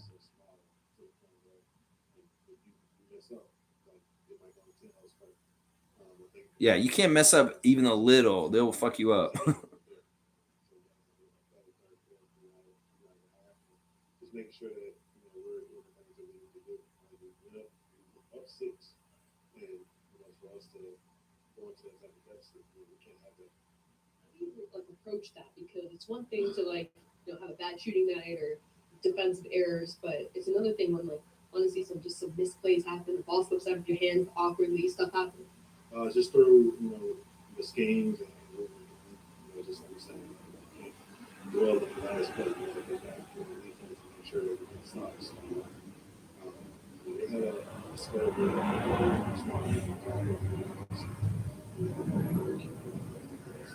Yeah, we did keep their threes down in the first half, and then they went on a barrage of threes in the third that really hurt us. Just, you just gotta keep plugging these holes and keep plugging these gaps, and just making sure that when we do plug these holes and we plug these gaps, that no leaks are getting through. And then I'll see you guys looking up ahead. You guys got the Lakers. What stands out to you about their season and just kind of prepping for them? They're a team that can, at any moment, the record doesn't indicate who they are, but at any moment they can, they can have games and up. And so we have to be ready to go out there and get a win. So, biggest thing is just, obviously slowing down Russ, making sure that the other guys are, taking shots, but, we're slowing them down as well. AD's been playing out of his mind, he's looking like the old AD. So, we got to figure out how to get that stopped and get that situation covered. But other than that, just making sure that, we impose our will on the game, really. We bring force and we bring our hard hat mentality to the game. When you had a couple of shots there at the end, you had the 3-on-1 that got dribbled out of bounds and the pass in the corner when it's scanned. Those are the kind of mistakes you can look for in close games like that? Yeah, Gary turning the corner for a wide open layup that rolls off the front as well. Got to make those. Now, plays. Savage, you think he's dissing him, but jump ball in the first half. he's saying basbasically if that shot had gone, it would have been better for us. He's not dissing Gary, really. Because, honestly, everybody misses free layups like that from time to time. And he shot so well overall. Right, they were really good wide open shots, and they just didn't shot make well enough. And again, that kind of leads right to some transition and stuff. And then at the whole point of what he's trying to say is there were opportunities to make up the score for the 6 points that we just didn't get, that we didn't execute on. And it wasn't just Gary; it was a lot of different guys. Very strong by their end there that I thought opened up the game. But we had our chances tonight. I thought we did a lot of really good things defensively in stretches. Didn't quite get it as executed as well in the second half, obviously. But again, I mean, a lot of those three balls came off of pretty guarded shots. You said before the game you could learn something about your team and where you are vis-a-vis something. What did you learn and what do you take out of it in that regard? Well, again, I thought, for the most part, it was a pretty evenly played game, other than what I just talked about. I think if we're going to get over the hump on that, we need to make those 3 or 4 little plays you just talked about. We need to make a few more open shots when they're generated like that. But I thought again we did okay as far as executing what we were trying to execute defensively for good chunks of the game, which is, they're not an easy team to guard. I think they've got the number 1 offense in the league, but I thought we were executing pretty well and fighting pretty hard out there and playing pretty physical. Did you, before the game, there was a suggestion that maybe Gary was going to be in the starting 5 and then he was out. Was that an injury situation or what was going on there? Let's see what was going on there. We had a late, we knew Horford was out. See, I knew people left early, Wesley. Trying to decide if we thought they would start Williams or Griffin. They came back, reported they were starting both of them. And so we decided if Griffin's starting, we would go have Christian back in there, kind of game plan that way this morning. And then they switched again, I think, and put White in and took somebody else anyway. So it was a tough one for you guys tonight to follow who was actually going to start. So I really feel for you guys. So many erroneous tweets. It was terrible. What else is new? I don't think. All right, we'll see when he talks about Fred. Talking about Fred shots. The last 3 or 4 games, they've all been good looks. So just tonight he had a bunch of work. Yeah, what did he get tonight? 3 for 14. I'd say 10 of them were probably pretty good looks. He had a couple in the lane that were a little tricky. I thought some of those were even pretty decent. He didn't. I don't think they came off his hand great. Those little 8-10 footers that he had. You're right. Those were probably open as well. But I thought he had some decent looks tonight. He certainly doesn't lack confidence in his own shooting abilities. Do you keep him just keep running out there, keep telling them, take them, whatever you got to look at. Yeah, I mean, I think both him and OG really are kind of our leading shooters, right? And I thought OG had 5 wide open ones tonight too, right? And it's going to help us a lot when those guys, kind of combine, when they go combine 2. He's going to say law of averages for the season, right? So in a second. Again, and he's right. That'll swing back our way, I'm sure. They're just, career and their body of work of how they shoot in the statistically and stuff will swing back for us, and that'll help us. The other day on ABC, it seemed across the board that the people on the panel were saying that Tatum's the MVP of this portion of the season. Watching him tonight, you can certainly see why. But does it give you encouragement to see what Pascal did? The numbers are quite similar. Yeah, I mean, I think first of all, I'm not that much into all that stuff. I think there's a lot of guys that have played really amazing, right? So I don't really know to say, yeah, he is. He's got to be in the conversation. Let's put it that way. And I think that in reality, or when we're looking at where we are and where we're going, we're going to have guys that can match up with him, right? And play him and be up there at that level. I think that's what our goal would be, Pascal, and OG's got to get up to Brown's level, and like that. You know what I'm saying? You can't be sitting here going there. We can't win any of these matchups and expect to win the game. So I think I thought that for a lot of years, watching that team stay together and grow. That we've got to continue to get our guys playing at another notch, a level up to catch those guys a little bit. Sorry, go ahead, Steve. Whenever the game was in doubt, you would call it back. The same 3 guys handled the ball for Boston. Yeah. Went one to the other, to the other. Yeah, they put those 3 guys in a lot of multiple actions up there on the top. Screen, handoff screen between the 3 of them. And what makes it hard is they got 2 really, well, 1 for sure, but 2 usually really good snipers sitting in the corner. Right, so if something happens where they hit him on a roller and you got to pull in from the weak side to stop the play at the rim, they got a good chance of kicking it out to a guy who's shooting probably 55 to 65 true shooting percentage from the corner. But I think that's pretty common too, right? You're gonna play against. Late in the game, you're going to play against the 2 or 3 best guys that they got in actions all the time. And like I said, they made a bunch of look us right in the eyes, 3 balls. And that's good offense. When those go in, that's good offense. Scotty seemed pretty involved in any number of ways. Like, did you like sort of his general approach to the game? Great. Thought he was really good tonight.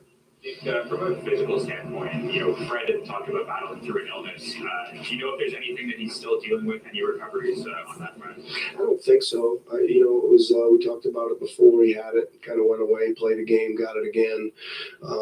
So I think that, but I do say this, and I might have mentioned this before the game. I mean, Pascal's told me that he just isn't quite in the condition yet, coming back off the injury that he hoped. He was asking me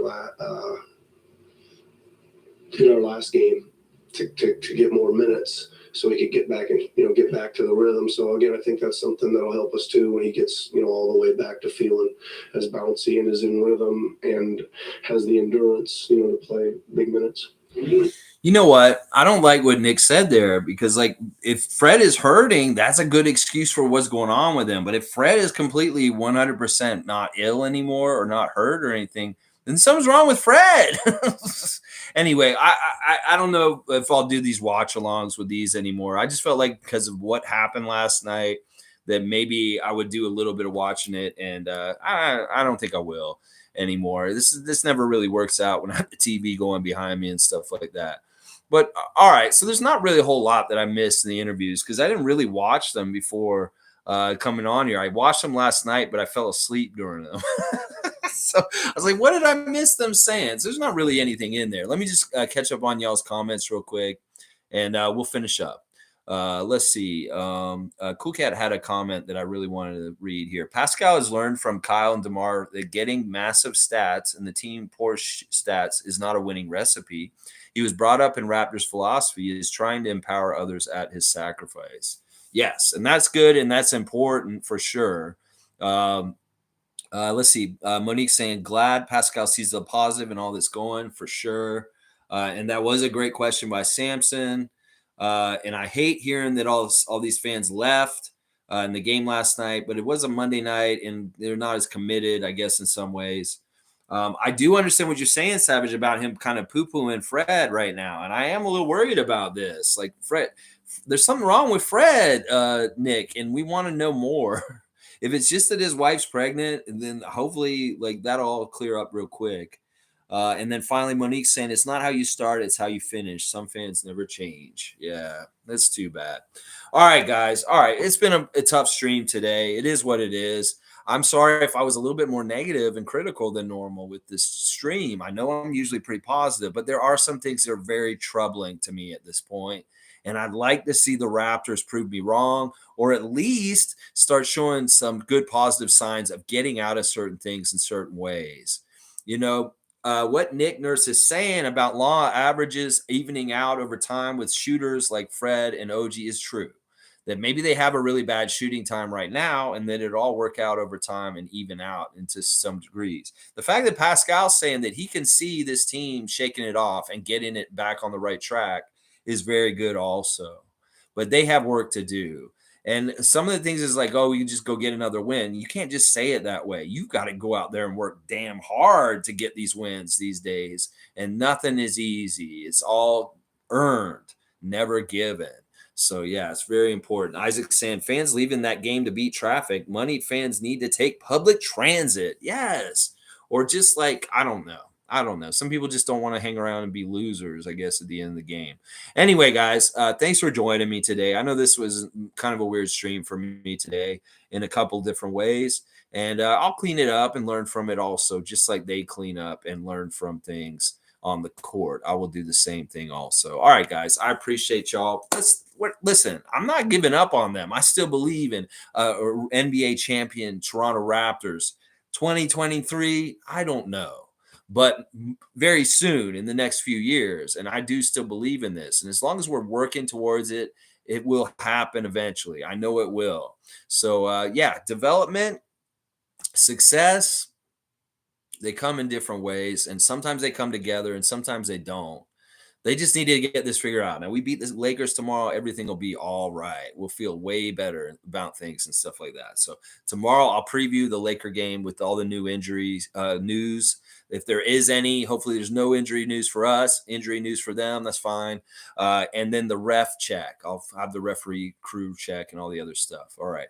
Savage saying, at least we got the Rico title last year. You know, Savage, it's so weird. It must be a weird time when Savage is the kind of a light also at times too. So you go, Savage. I'm glad that I didn't kick you out the other day. All right, y'all. Have a great Tuesday and keep your head up, and we will figure this out. It may not be this year. It may not be next week. It may not be tomorrow. It may be at some point, but we will get it figured out at some point. Y'all have a great day, and let's go Raptors. Yes, because they're winning.